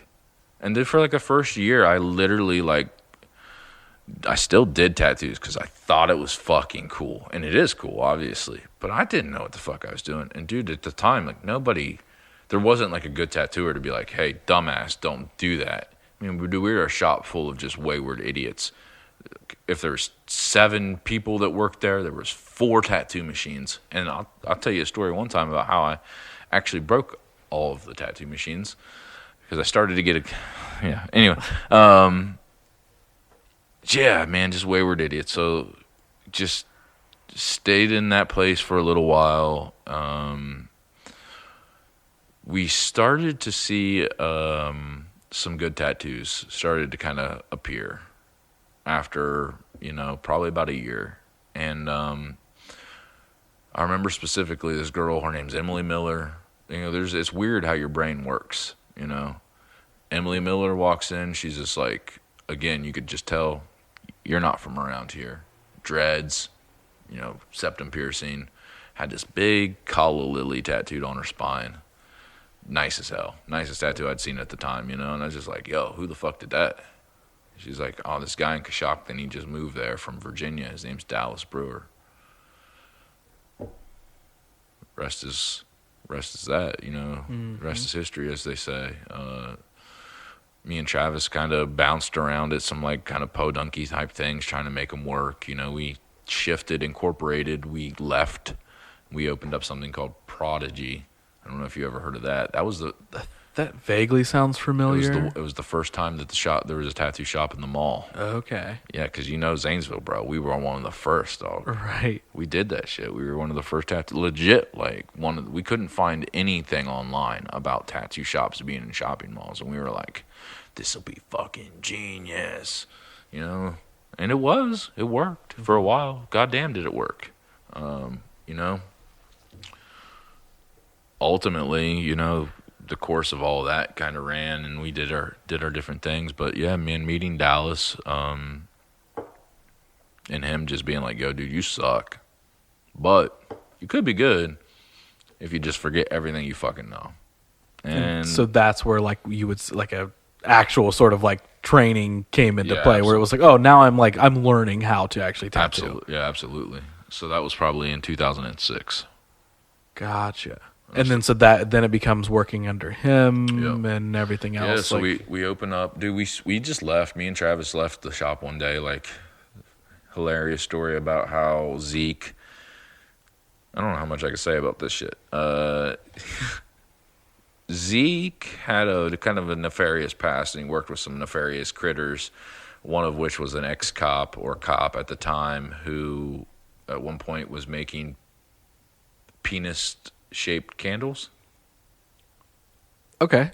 So his wife was making took a mold of his penis, and they were making wax candles. Okay. And one day we came in, and Zeke had removed all of our body jewelry. Mind you, me and Travis are the only ones that give a shit about this place. We are legit fucking this is cool. We can do something out of this. Yeah. And they're all just drunk and high out of their mind. And he fucking one night, he just was in there and he apparently decided we didn't need any more body jewelry. He took the fucking body jewelry out of the case and he replaced them all with cock candles. And so I was like, dog, we can't, like, we walked in and we was like, what the fuck are those? And we were like, we looked and it's like, these are cop cock candles. These are triple C's. We can't fucking, dude. And that was the straw that broke the camel's back. No lie. We were like, we gotta get the fuck out of here. And Travis stole the fucking body jewelry, all of it. He was like, yo, if you don't fucking want it, we're stealing it. And we fucking left.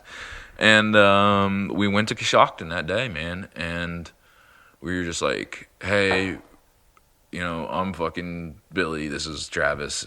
He pierces and I do tattoos.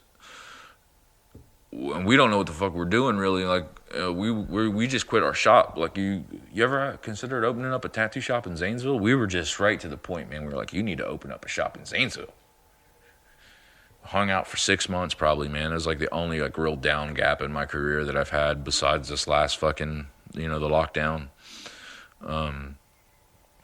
And we just spent like pretty much every waking day like in there just trying to get him going, and just like eventually we opened one. In 2006, we opened up in downtown Zanesville. And, dude, again, blind leading the blind. Like he was a great salesman. And he was definitely farther into his career than any of us were. But none of us fucking knew anything. You know, like he was definitely figuring it out, being an owner, a first-time owner and shit. Opened up 2 shops. He got these like wayward idiots. Hired a scratcher named Char. You probably remember Char. I remember the name. God bless. From you. What a wild animal that we worked with. And you know, that motherfucker, it's so crazy, man. Out of all of us, you know, we can joke about Dallas and how, you know, he blind leading the blind, but you know, Travis owns a shop in Cambridge. And Char owns 6th Street. He owns Dallas's original shop in Coshocton. And I own Red Rose, and Dallas is back in Virginia. And it worked. Right. You know, it worked. So through that, you're essentially kind of learning on the job. Mm-hmm. And now it's also, not only am I learning how to tattoo, but I'm also like, I mean, I guess not maybe help run the business, but I mean, now you pitch this idea and you've got to help keep it afloat. Yeah, I mean, I would say that even from that point on, most people really kind of looked at the shop because Dallas wasn't ever really super present. He wasn't always there, and I always was. I've never met him. Mm-hmm. I just know of the name and the stories, and they exist. You know, exactly. That's how most people are. They were just like, "Oh, dude, you didn't own that shop?" Like, no, I didn't fucking own the shop. I didn't own anything until Yellow Rose.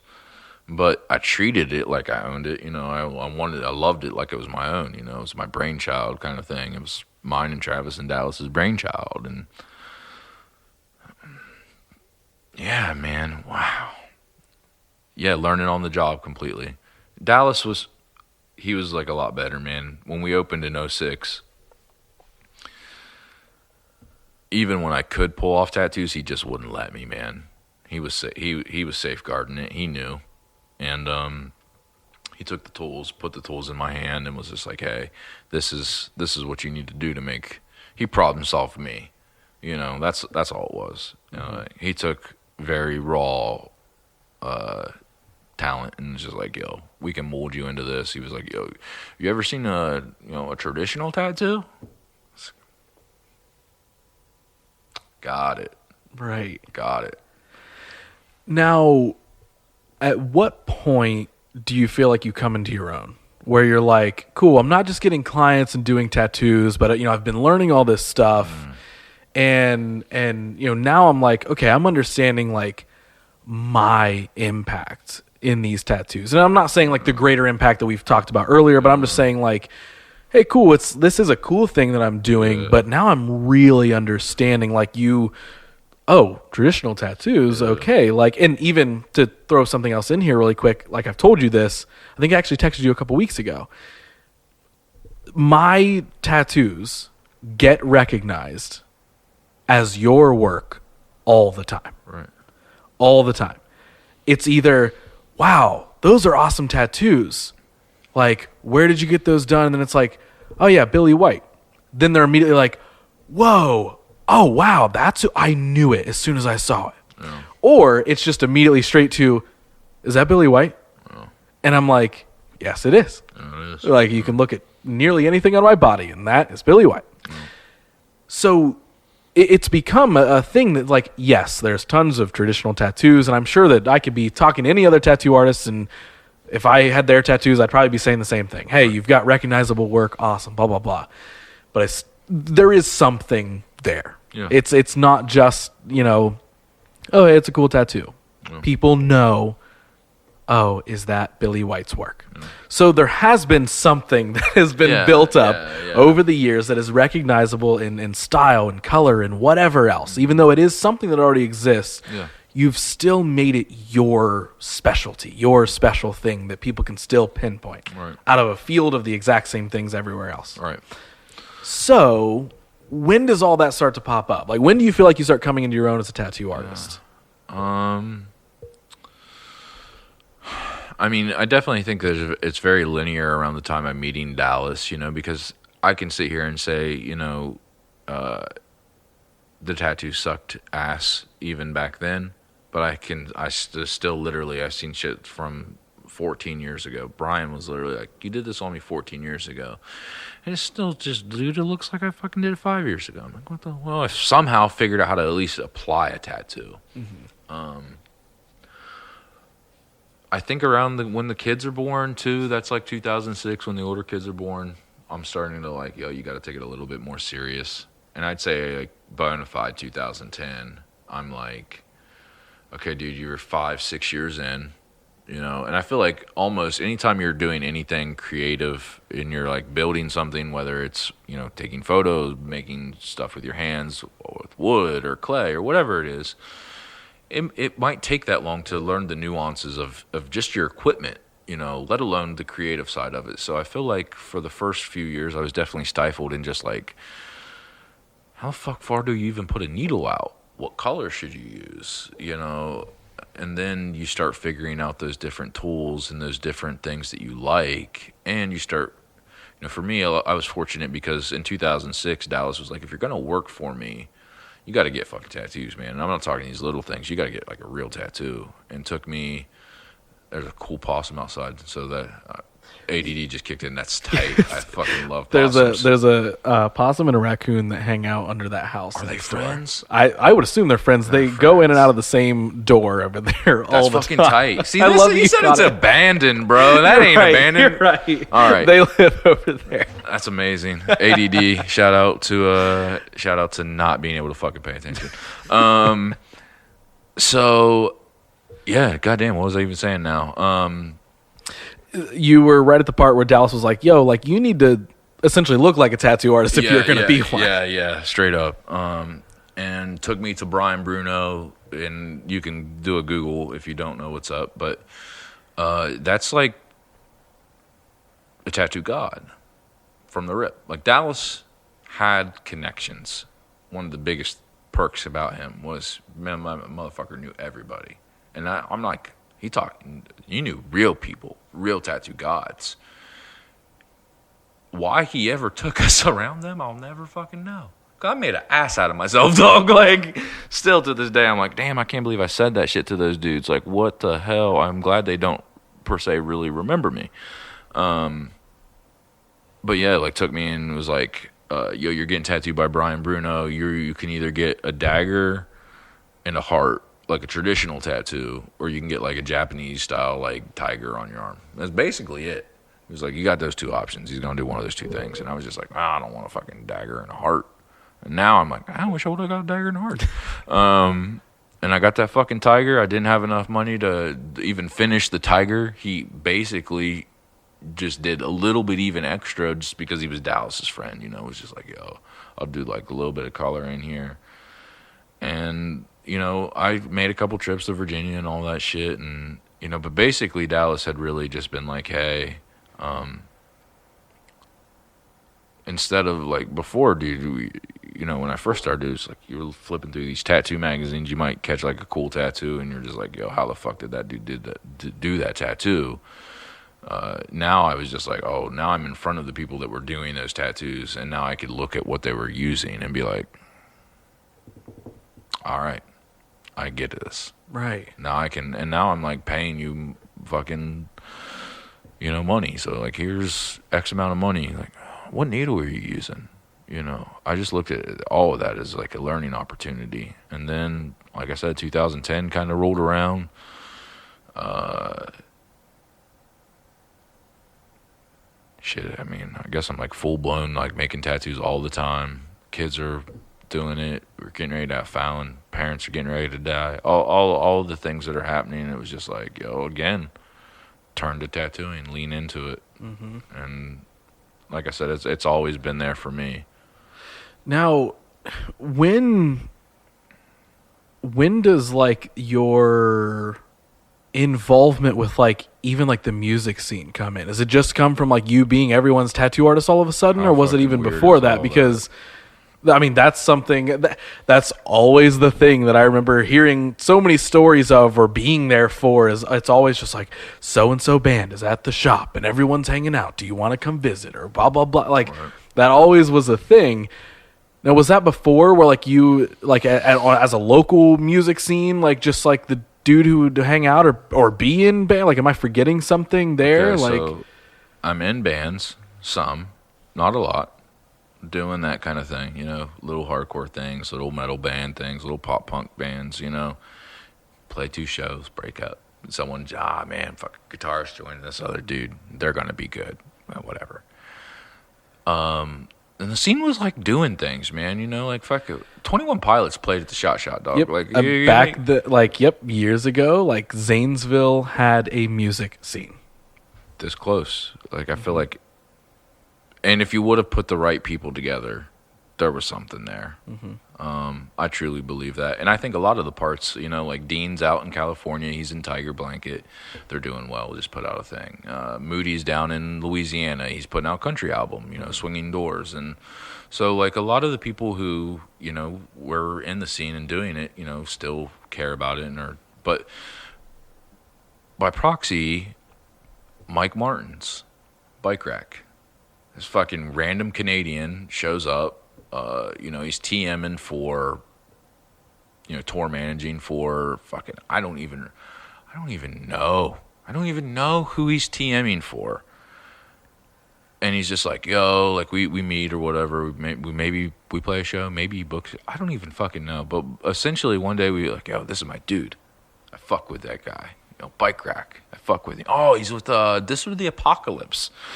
Some random, like, they were like signed, they were doing it, but like whatever. And maybe that's it. Maybe I'm telling the story wrong too. But essentially, one of the first dudes that I tattoo is Mike Reynolds from For Today.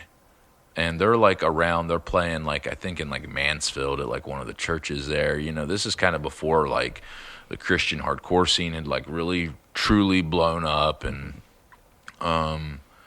so Bike Rack calls me. He's like, yo, I got a dude who wants to get like tattoos, but he like, it's this cat, can you make it happen? I'm like, yeah, sure, whatever, man, fuck it.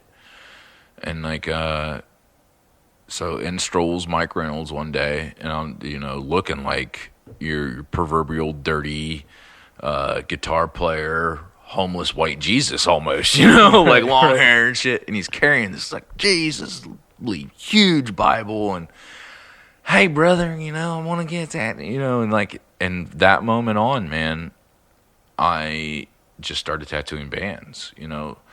He had a good experience, so when you go back out, I got this cool tattoo.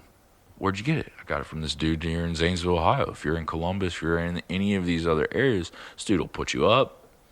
Old lady will cook for you. You can have a place to stay. You don't got to waste no hotel. He'll tattoo you. If you party, he'll party you out, like whatever. Right. And so that kind of became the thing, man. And because that became the thing, had that not happened, I don't think I would have, would I have tattooed you? Would I have tattooed a lot of those kids? Because I think a lot of people looked at me, and I've said this before on countless other like opportunities to speak on this, is that without tattooing those bands, I don't know if you or anybody else looks at me and says, I want to get a tattoo by that dude. I don't know if traditional school in Zanesville without tattooing musicians. Right. I just don't. I guess I never would have thought about that, honestly. Dude, bro, Jen moves in, and like Jen comes, and Jen's already tattooed like Vincent from the Casey strain. She's dated fucking Shannon from Black Dahlia Murder. You know, like these are people who are now in our ethos. We are like going to Ozfest to hang out. We are going to, you know, these big shows, and now I'm friends with these bands, and now I think everybody just is like, oh yeah, that's this cool guy, and he's plugged in, and if you're going to get something from somebody, well, then you might as well get it from this fucking dude. Right.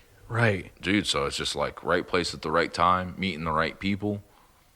So you feel like the music scene had a big impact There's on no doubt about it. You as a tattoo artist. Absolutely. Like, because I was even asking more of a casual, just like, well, hey, how did those two things connect? Because they are, even from an outside perspective, they are very intertwined. Absolutely. But now hearing that, it's like it sounds like it was a even larger impact than what I understood. Oh, it's huge. Yeah, I mean, fuck, dude, downtown was like we were hosting shows. We were taking money that we were making off of tattoos and putting it into booking.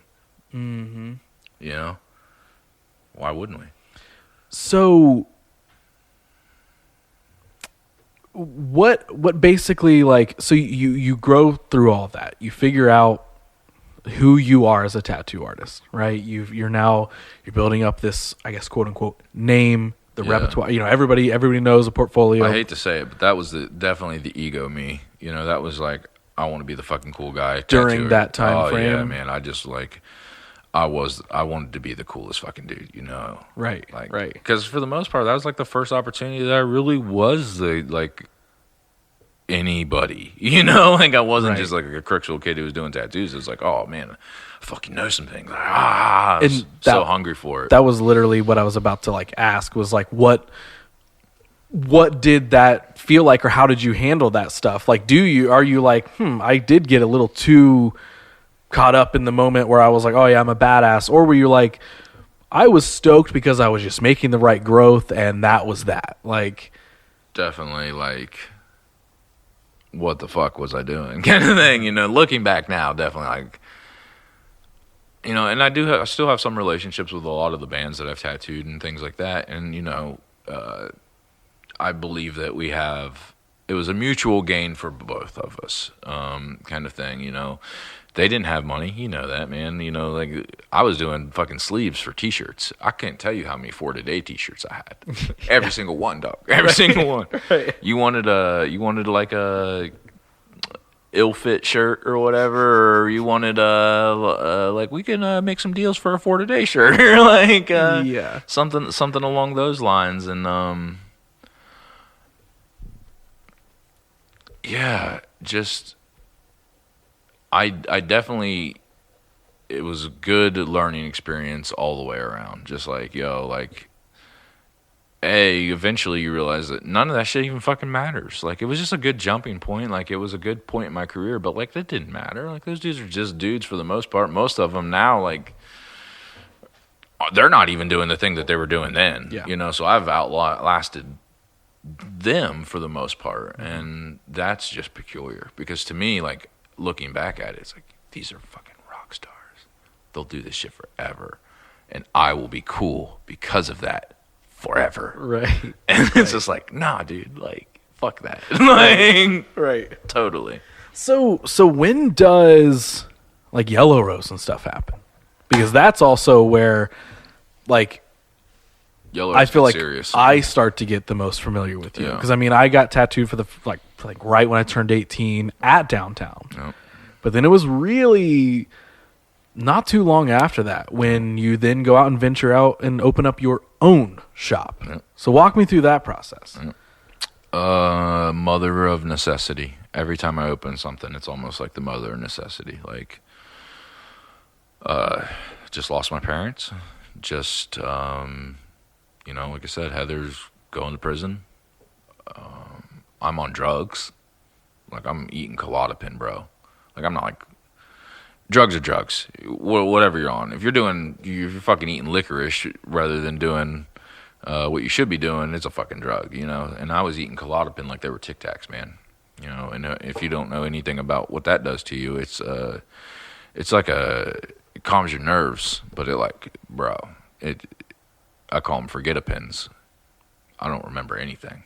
You know, like it was literally about a year. I have people that will show me tattoos that I'll be like, look fine. No recollection of doing it. None. Because I was just self-medicating like a motherfucker, man. My sister gave me the first one. Like, and she's like a normal, like, housewife, like mom kind of thing. Like, lost her daughter in a car accident and was like, hey, my doctor gave me these for anxiety and shit, you know. Maybe you should take one for all of yeah. Then I found a hairdresser that would just give them to me. Whew. Bad. And because we were in the mall, our back door was next to their back door. Bro, so I just text her, walk out the back door, eat one, go back. Just end of the day, dude, just be like, fucked. Lived right across the street, so it didn't matter. Drive across the street, but walk across the street, whatever. And, dude, it's just like, I made bad decisions, Ross. Bad ones. Ones I'll never fucking, you know, they changed my life. And they changed other people's lives. And eventually, I was just kind of like, I can't do this here anymore. And if I don't do something, I'll die. So I just left. I was like, I'm going to go open up my own fucking place. And I went and I found a 400 square foot box next to a barber shop in South Zanesville. It's like, whatever, I'll go tattoo here. I'll do it by myself. Jamie will be with me, you know, Fallon's mom. I'll teach her how to tattoo, and we'll have each other's back. That's all we fucking need. And that's literally, I was like, we're Bonnie and Clyding this shit out, you know, like, I guess that's it. And I use Yellow Rose as like I mean, that is a weird time because I'm trying to kind of get sober. I'm also trying to be my own thing and have my own impression on tattooing. I'm creating a ton of art, forcing myself into doing things that are uncomfortable as far as like tattooing goes. Like I'm drawing almost everything on at this point. I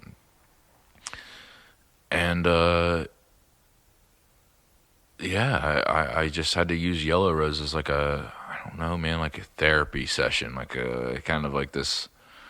I always say like my tattoo shops are always like my sanctuaries. You know, it was a place where, I mean, I lived there, dude. You know, there was a time where I got like a little bit homeless, and like, good thing the shop had a shower. I mean, me and Jake were both living in there. Mm-hmm. And to kind of sit back now and to think about that shit, like, yeah, the kids don't, because they know, because we talk about it, I'm very transparent about it, but like, to be like, oh yeah, like, we're staying in a 2-bedroom apartment, all five of us kind of thing, you know, so we're sleeping on the floor, shit, like, and then Jamie's kicking us out, guys, so you're going to be staying with moms and grandparents until dad can figure shit out, you know. It was always one of those kind of things, man. And, man, thank God for tattooing. You know, thank God for Yellow Rose, and thank God for, you know, having that place and that skill set to, like, help me. Mm-hmm. It helped me so much, man. Like, how could I not use it now to not help other people? Right. And that's, I mean, even though I was around during this time period. You didn't know? No. Nobody did. Because to me, I'm like, it's my getaway of like, oh my gosh, I'm going to go hang out at the tattoo shop and we're going to do all these things, and what movie are we going to watch? We watched today, and I'm going to get all these tattoos. Like, that's pretty much when I got all of my tattoos was in that, you know, because I'm living at home and bills don't exist. So I'm like, amazing. Life's fucking good. Now I see you once a year. No. But that's incredibly interesting to hear. And from a couple of perspectives. One, from the perspective of I was around during that time and didn't really know what was going on, but also the now perspective. I don't think I've ever heard someone explain them starting their own business out of a necessity to just like keep themselves going or keep themselves sane. Yeah. It's normally just, it's starting a business is, I have a plan and this is the thing and this is, but it's like for you, like it was like if I don't do this, I don't know. It was a safety net. Right. I've always, dude, like in a weird way, man, like tattooing has just been like, it's everything. It's been my sword, my shield, my safety net. It's it. It is me. It is it. You know, to a T, fundamentally, like, the entity that I have become is because of like tattooing and like how it's, saved me or gave me the things. Like, dude, it's given me everything. It's given me my friendships, my relationships. Without it, I probably wouldn't have seen any of the shit that I've seen. I wouldn't have met or done it's been the catalyst for both great and, good and terrible, just amazing things, man. It's just so powerful. I think I've said before, like, it's the closest thing to religion that I'll probably ever experience. Like I don't know. It's so fucking transcending that it's just done crazy things for me. And, like, I wanted to protect it. I didn't want you guys to come in. And I had worked around people who were drug addicts and alcoholics and people that didn't take it serious. But I could at least shelf some of that, I thought, anyway, and still do the thing and still love tattooing and still respect tattooing. It just took me a little bit longer to realize, like, you got to do it just a little bit more. And I'm still hypercritical of myself, man. I'm still like, dude, you should be doing fucking more. You should be doing it better. There's people that you're not really doing it. So I think that's all of us, man. Yeah. I think that's a thing that is never going to end. Creatives are assholes to themselves. Yes. Like, it sucks. I'm like, this podcast needs to be so much better. I need to be greater at it. Is it anything? That's always a never-ending cycle with anyone doing anything. Is there's always that, like, oh, I can't get complacent. I got to keep growing. I got to just like this, like, you're like, oh, I couldn't see that, and I was there. And just like your listeners, or just like the people who interact with you in any other facet of, you creating, they don't care about what else is going on. Mm-hmm. I don't give a fuck. You sleep good last night, dog? Like, most of the time they don't. And you're very fortunate when you have the ability to, like, work with people who do, and they see it and they understand it. But, like, yeah, man, it's we kind of have to put on that, like, facade almost all the time. It's just like, like, we're just creating. We can't have emotions. And, like, I think that's a weird thing about me, man, is, like, I am creating and I am hyper emotional. Mm-hmm. And whether it's like I'm really happy or I'm really down or we're fucking partying or whatever it is, it's normally, like, to the max. Right. Good, right. bad, or indifferent. So let's dig a little bit deeper into that time frame. Mm-hmm. So what all is happening at that point in time, and how are you balancing Yellow Rose with that?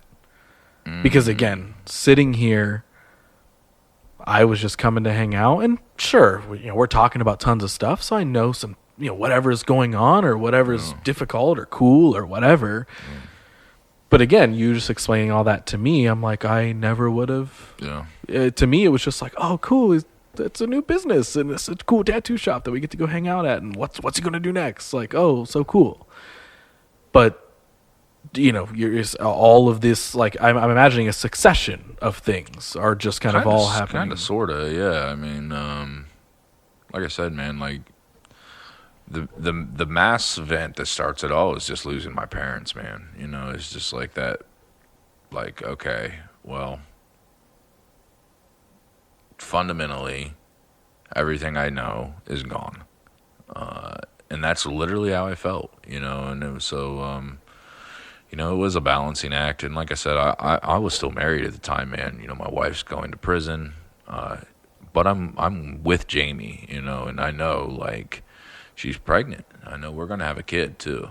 And I know, like, hey, man, you got to really just get this shit together. And, fuck, dude. We had a kid. And, so just that whole time period was definitely, like, sink or swim. It was like, you either make this shit work, dude, or you're not going to make it work. And you were there. I mean, shit, dude, look, I did hit rock bottom because it was going to be pretty clear that also at that time I couldn't balance it all, and that I had made mistakes that I wasn't going to be able to bounce back with. So, yeah, dude, like, fucking Jamie pieces out on me, and I did. I just hit rock bottom, man. And luckily at that time I have Rob Lamb. He's there. He's. I convinced him that again, like maybe come my way, bro. I have the answers. Like I'm the Messiah. But in reality, I'm just like pretty much just looking for a fucking friend, man. And thank God, because, dude, like, wanting to kill myself and just thinking like, dude, like your kids would be better off without you. And this shop don't really mean shit. So, whatever. Just fucking blow your head off. And, I don't know, man. I mean, I really wish I knew, like, what was the thing that was like, yo, dude, just don't do that, I knew I called you, I felt like I had to do something. And I mean, dude, like, thank God, like, thank God I didn't do anything like that. Thank God I had friends, and thank God, like, I felt really alone. But, like, looking back now, I can be like, oh, man, I wasn't, It might have been hard to see, but, like, dude, like, tattooing, it gave me my friends. Like, it brought me that shit. It brought me the happiness, and it brought me the strength to be like, okay, dude, like, shit sucks, but tomorrow you got this tattoo that you got to do, and you're going to make someone super fucking stoked. So go do it. That's what I did. So we push through all those things, right? You clearly, you stick around, you make things work, you make things happen. Now, at some point, you decide to move from Yellow Rose, and you go back to downtown, right? And then, of course, now we've been led to now we're at Red Rose. So, what are all those? Because this is also a timeline that I sort of fall out of a little bit, because now at this point in time, I feel like is kind of when I'm now, I've moved to Columbus and I'm doing that, and I'm coming down every once in a while to get tattooed. So again, there's a lot of stuff here that I also don't know what all went on during that time frame. No COVID. So we're actually, to my best understanding, actually pretty much kind of hurting downtown. Like, people are kind of coming to Yellow Rose. They, more so than like we're taking away clients, they just don't have the staff. It's just Jen and Travis, and they're manning all these fucking hours, and they just can't, bro. And nobody could. Dude, 2 people could not man those shop hours. They couldn't. A lot of shit slipping through the cracks. So we kind of all just like get to a point where it's like, hey, me and Dallas sit down. Hey, man, at this point, we're kind of, we're not equals, but we're both shop owners. And so let's sit down and let's figure this out. Because I think if we can come back and we can make some changes, then we can all be happy and we can all grow and we can have something awesome. And that's what we do, man. Me and Bob go back. Jamie goes back. I talk her into, or not together, but I talk her into coming back and doing some tattoos. I'm like, yeah, fucking, who cares? Just come back and make tattoos. So we have a pretty good little thing going for a while, and then, what's funny is we sat down in that meeting, and that was when Red Rose came to fruition, because we were supposed to, I was like, yo, listen, I'm not closing my shop and making it sound like I failed when I didn't fail. I want the people to know, like, we succeeded, you succeeded, and together we're going to do something different. Which never fucking works, just for the record. Not at least in my career. So, dude, we're going to rename the shop Red Rose, and basically we get the run around. Dallas does the kind of thing like, I can't change the federal tax ID, yada, yada, all this shit. Later, it's like, yeah, dude, fuck yeah, you could have named anything, Could have called it Bob Evans Tattoo. It didn't make it, didn't. And so if there was 10 promises that needed to happen, 5 of them got done, kind of thing. And then the other 5 were just like, always like, I need those things to happen, man. They never happened. Eventually, Bob moves to Michigan. after his dad passes away. At that point, we were traveling a good bit. Bob moves to Michigan to work at Depot Town in Ypsilanti. Jamie is obviously, we didn't make that happen. That didn't work, so she's gone. So it's just me, Travis, and Jen again. And I'm just like, well, fuck, I'm right back here. I'm right back where I began. And nothing's fucking changed. Some little things here and there. Yeah, we redecorated, did some different things, but nothing's fundamentally changed. And at that time, I took a job in Cleveland. And that was the best fucking thing that happened in my career, just really betting on myself and like saying like, yo, this is an Ivy League style shop. If there's like 10 in the country kind of thing, I would put this shop as one of the top 10 in the country, especially at that time. And the lineup was so fucking good. And I didn't know how I tricked them.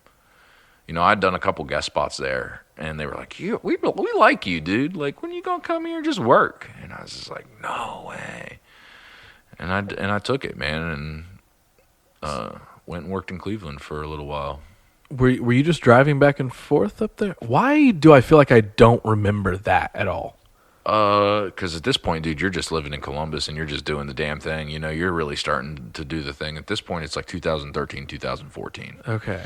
So it's like 7 years ago. I guess it's probably just a blur in general. Yeah. I just don't remember that happening at all. Yeah. And I always thought it was funny too, because I like, even when I put it out there, like, oh yeah, man, I'm tattooing up here, and people were like, oh, we'll come and see you. Fucking dude, I had one client in the year and a half actually make the trip. Whatever. I want to dive into one more thing before we keep going. Yeah.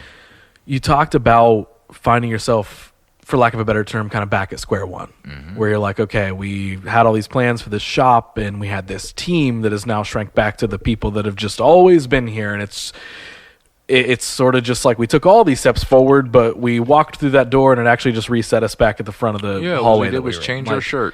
Yeah. We just got a different uniform. So walk me through that, like, I hate to use the word time frames. That's such a general thing, but like, I mean, what are you thinking during that time? Like, is it like... Utter frustration. I was going to say, like, is there such a, you've got plenty of clientele where you're like, cool, I know in a business sense, and this could also be any time frame, but like, cool, in a business sense, I've got plenty of clients. I'm doing tattoos. I know I'm good at doing tattoos. Yeah. That end is fine.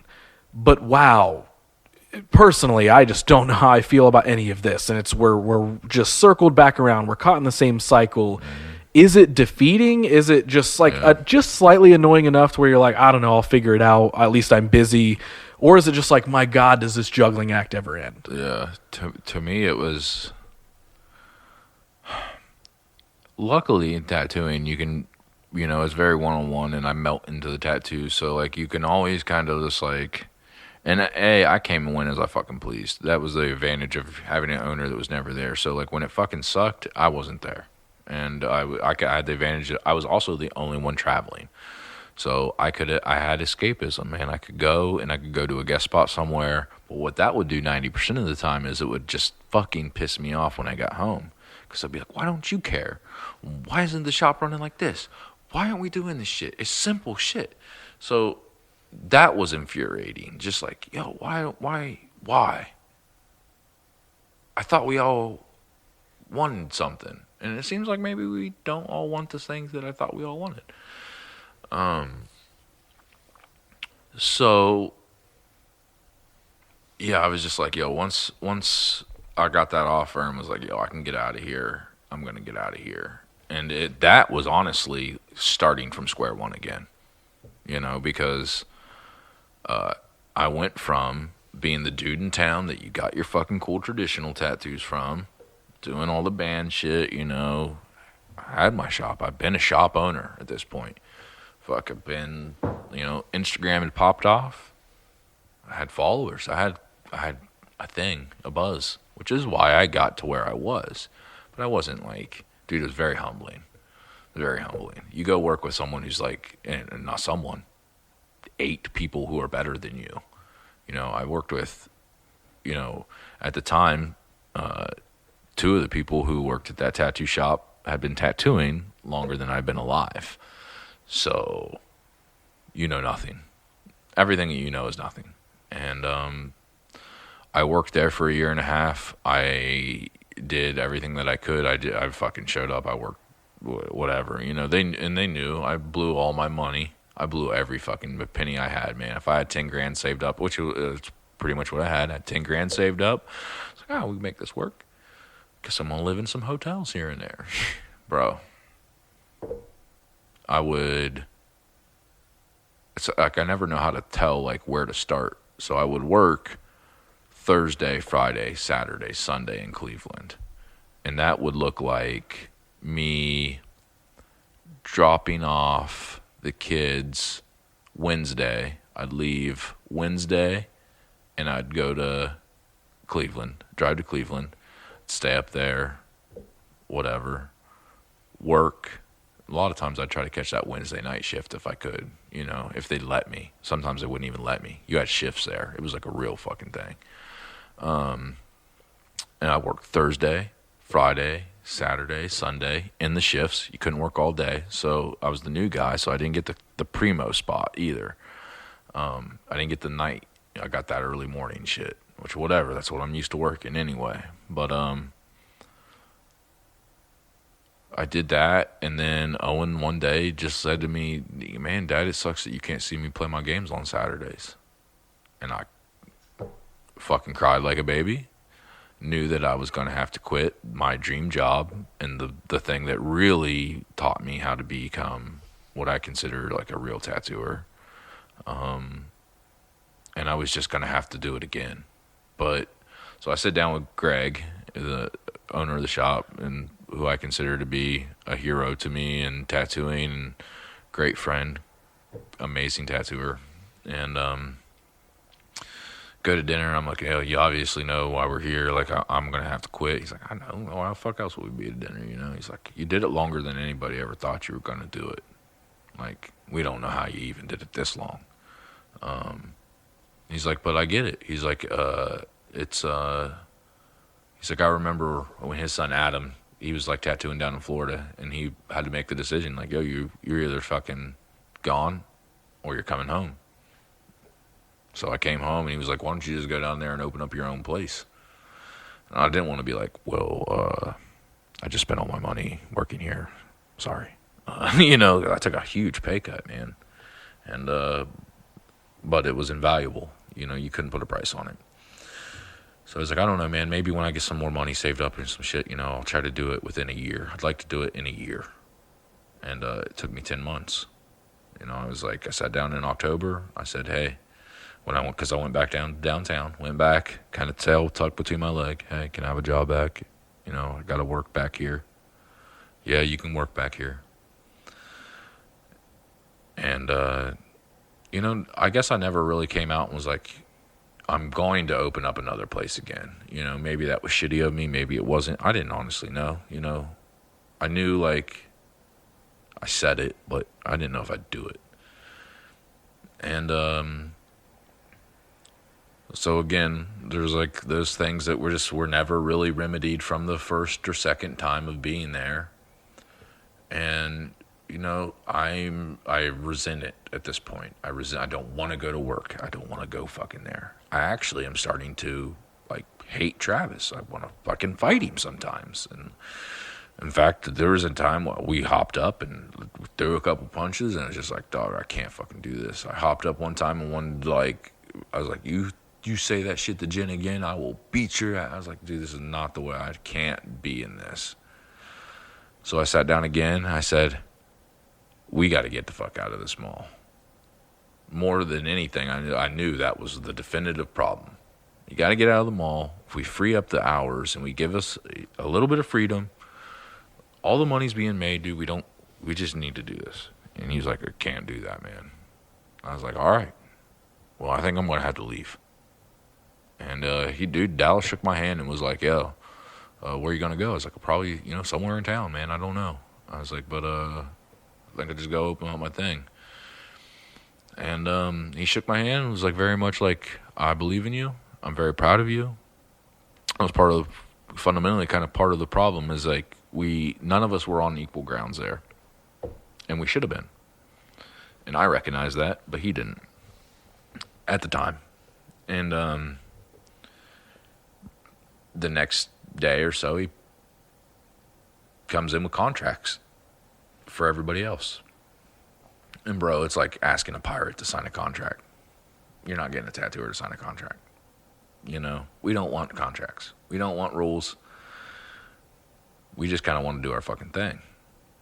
And so when it came time to present, you know, Brian asked me, he was like, what should I do? You know, I don't want to sign this fucking contract. I was like, don't sign the contract. Come live with me. I'll teach you how to tattoo. He's like, you swear to God? I said, I swear to God. Took on Brian. Sat down with Jen. I sat down with all of them. Travis signed it the first day. No questions asked. He's like, I'm safe here. I sat down with Jen. I said, listen, fundamentally part of the problem is that I truly believe in you. I think we are equal. And if you come with me, I would like to, you know, give you that opportunity, give you the things that, you know, I think you should have. And but if you don't, no hard feelings. You know, her and Dallas went back far longer than we ever did. You know, he's the whole reason she even moved to Ohio. So took a few days, and she called me. She's like, hey, crying. I was like, all right, she ain't coming. She's like, I'll come. And it's been fucking 6 years, you know, Red Rose. And the first spot was like half the size that it is now. It's the same location, but we've expanded, and kind of, again, mother of necessity. You know, I knew I wanted to have another place, but it was just like, I guess we're doing it now, because right. I can't continue to do it like this. And that's kind of what I was going to ask, was like, what was this go around like of now? How does it feel, you know, starting a new thing again? It's out of necessity. You're saying this is where I need to be. I need to be doing these things. But I mean, like, this comes now after being at this place once, then starting your own thing at one point in time, then going back, then moving to another place, then realizing that that's not going to work. And, you know, now we're here starting our own shop. Like, it was, you know, when I went to Faction, that was like the first real tattoo shop I worked in. Like, I've been doing it for years kind of thing, but that was the first real fucking tattoo shop. I was like, oh, you know, I'm 9-10 years into tattooing at this point, and it's like, okay, this is like a real business kind of thing.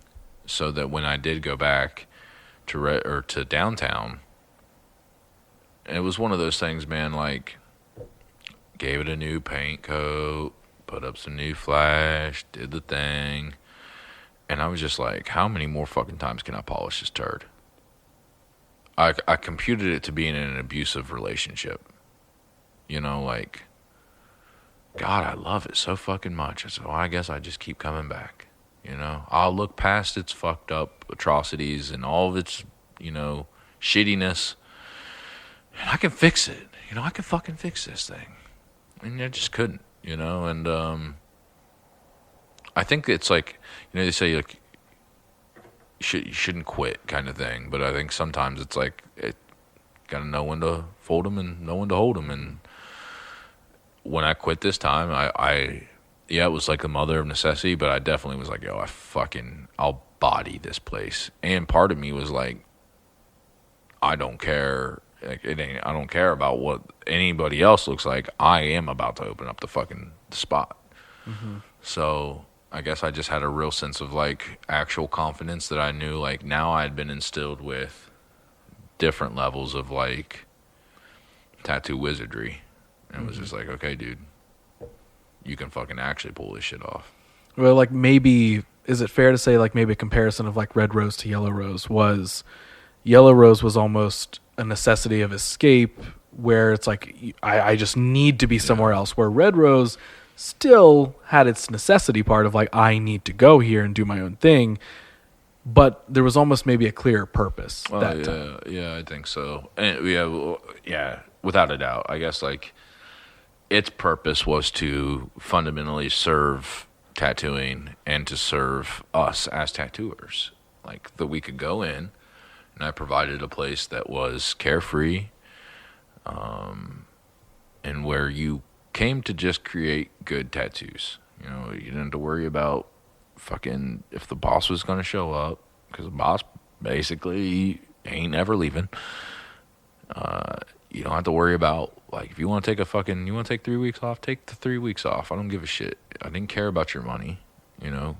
And I made that very abundant in the very beginning, because, like, that's a huge thing in our industry. It's like so many people, money gets in the fucking way. And,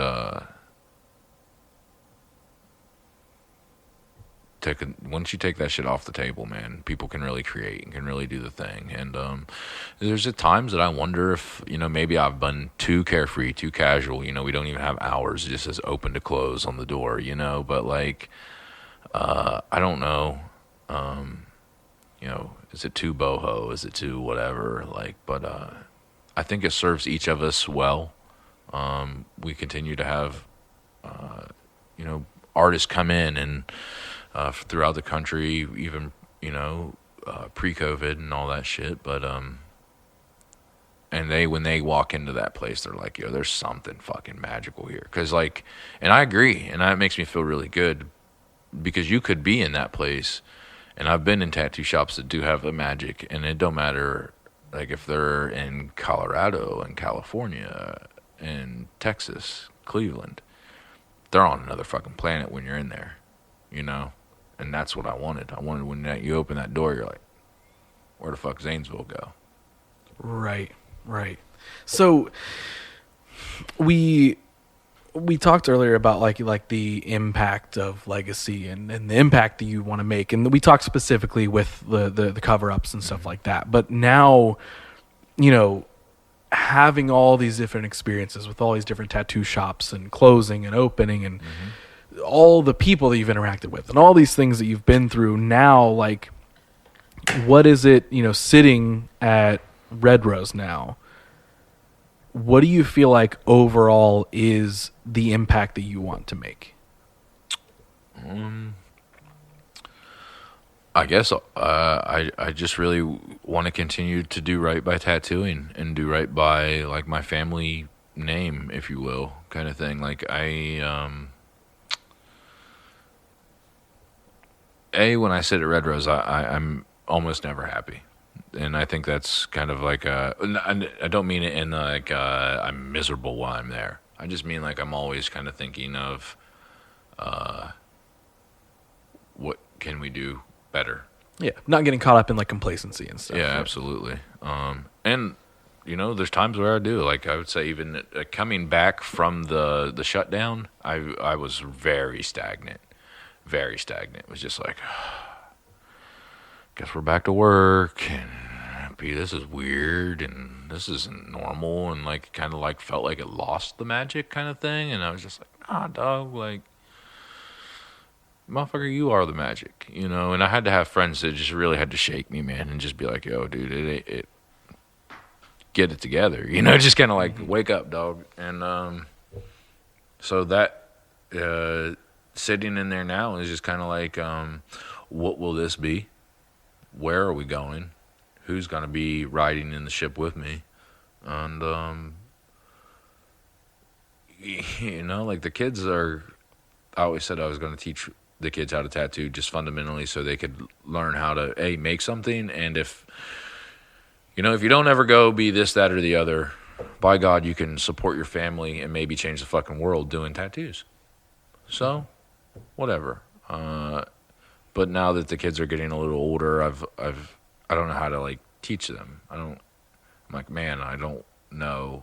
I feel if I bring Jersey into the shop, dude, and I'm like, this is how you do this, she may resent me, bro. And that's the last thing I want. So, I don't know. And I try to realize that whatever the shop looks like, whatever, you know, if it's Red Rose, if it's something down the line, you know, like, as long as I'm consciously focusing on tattooing and the good side of it and the power of it, I'll be all right. Everything else will sort itself out. It always has.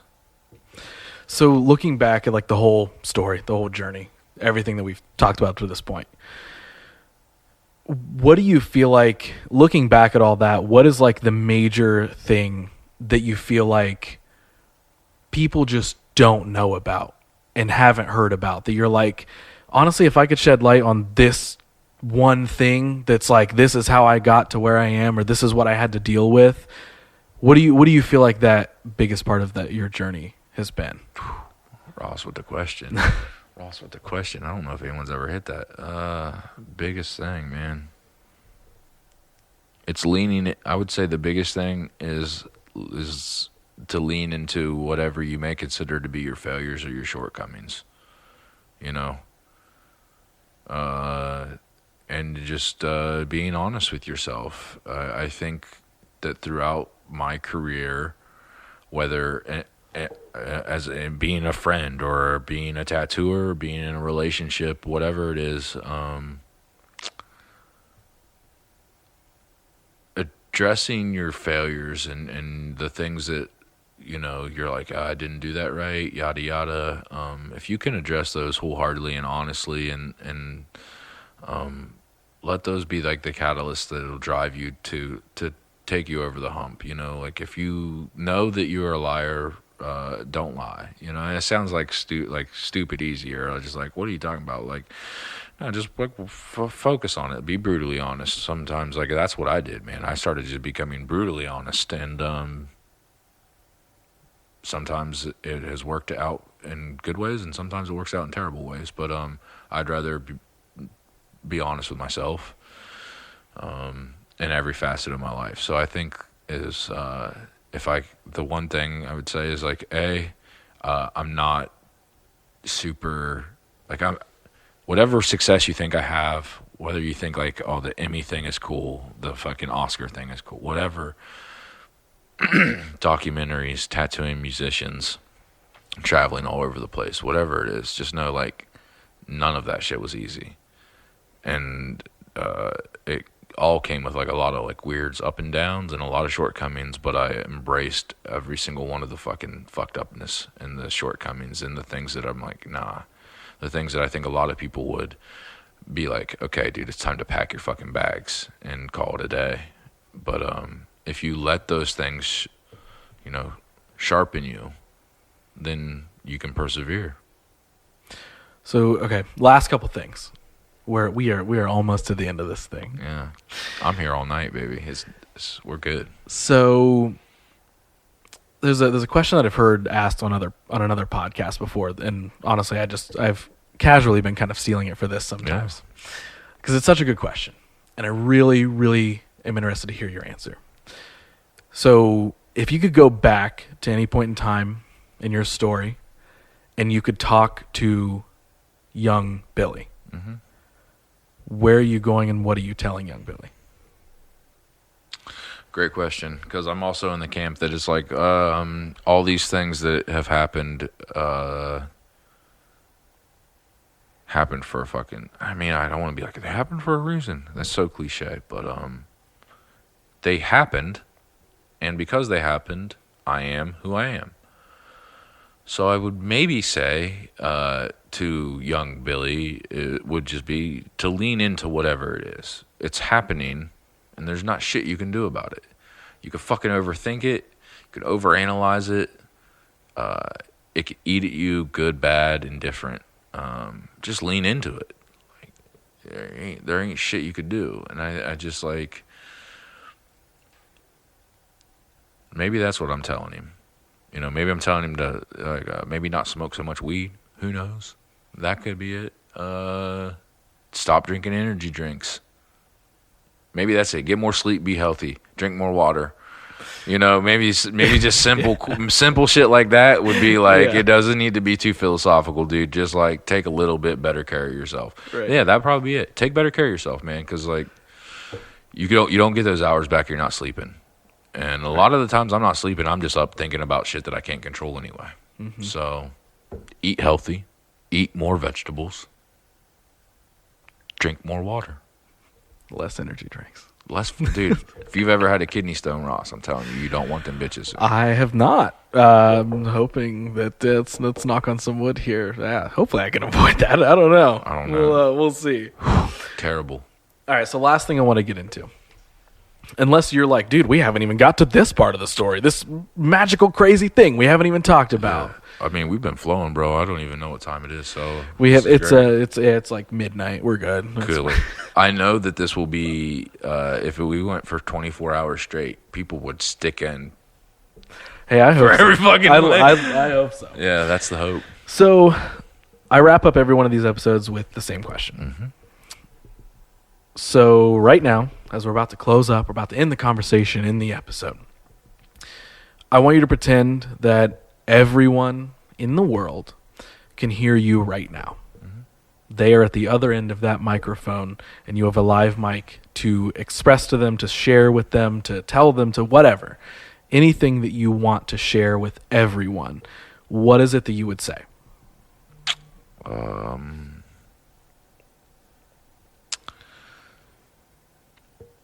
Choose love in the face of hate. Be kind to yourself and to others. Give grace to yourself and to others. And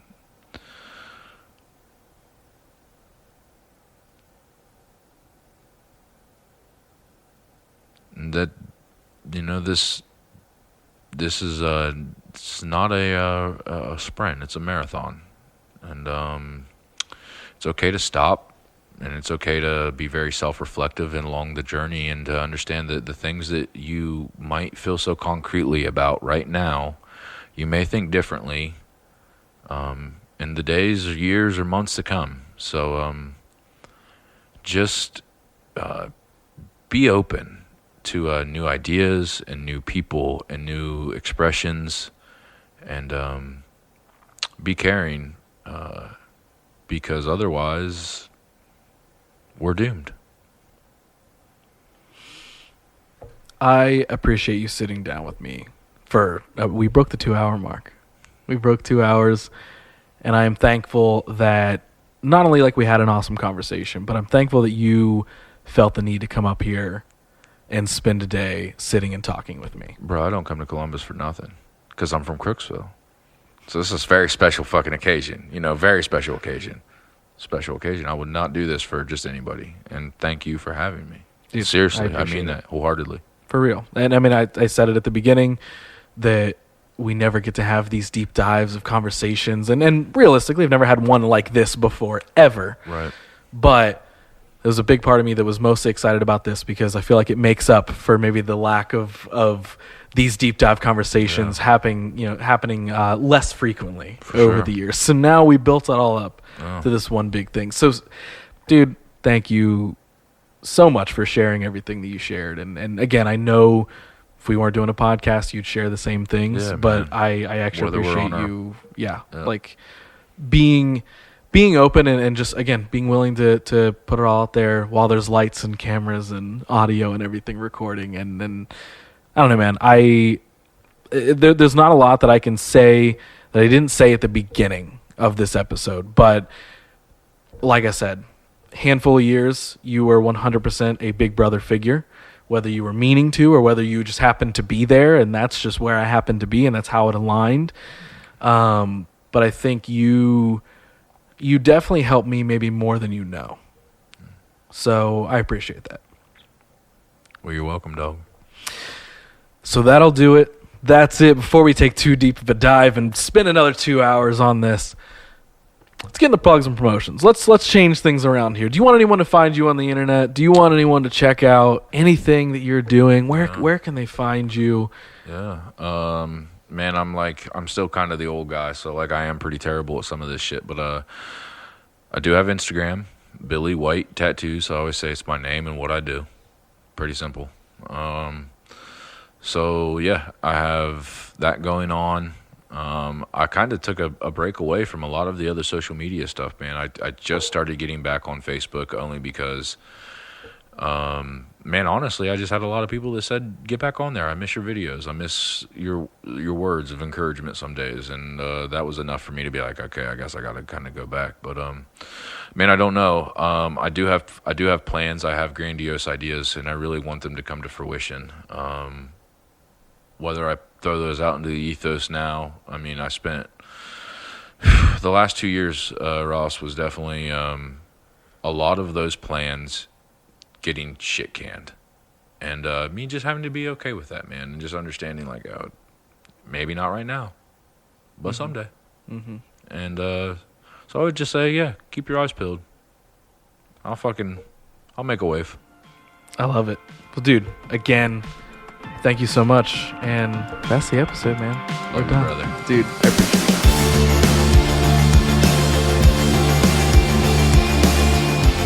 Okay, so big thanks again to Billy for coming on the show, opening up and sharing his story. As I said in the episode, out of all the conversations and time we've spent together over the years, we never really had like a deep dive into his story.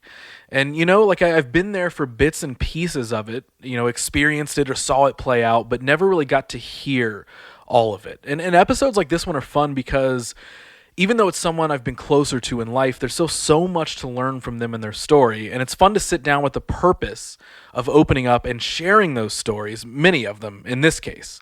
You know, Billy's been there a lot for me and probably tons of other people in times of need. So I hope that maybe in some way him getting to share his story on this show was, I don't know, some small form of like returning the favor in some way, sort of. But if you want to follow Billy's work and all of the things that he's involved with, here's a reminder that you can follow him around the internet at Billy White Tattoos. And if you want to watch the Erasing Hate documentary that we talked about in the episode, you can find that actually linked in the episode description, ready for you to copy and paste into your search bar, or by simply searching it on YouTube. I would heavily implore you to check that out. And of course, check out Billy's work in general. All in all, if you liked the episode, tell someone about it, spread the word and the message of the show. Simply telling someone about this podcast helps more than you may know. Same thing with following and subscribing on Spotify and iTunes. If you do end up hopping over to YouTube after listening to this episode, be sure to subscribe to my channel where all these episodes get posted in video form. That channel is youtube.com/Ross Theisen. You'll find all of them on there. So, all in all, I hope you guys enjoyed this episode. This was a fun one for me, a bit of a special one for me, and I suppose the most sensible way for me to wrap this one up is to say simply go get tattooed by Billy and meet him for yourself. It's Red Rose Tattoo in Zanesville, Ohio. It's only 1 hour away from Columbus, so go check them out. But that'll do it for the episode. If you want any more info on anything, I am always a DM away. I love chatting with people about these episodes. It's fun when one conversation can spark a bunch of other conversations. So let's chat. And if I don't hear from you, then I'll see you next episode when I'm back with a brand new guest that you may or may not know, sharing their story unlike you've ever heard it.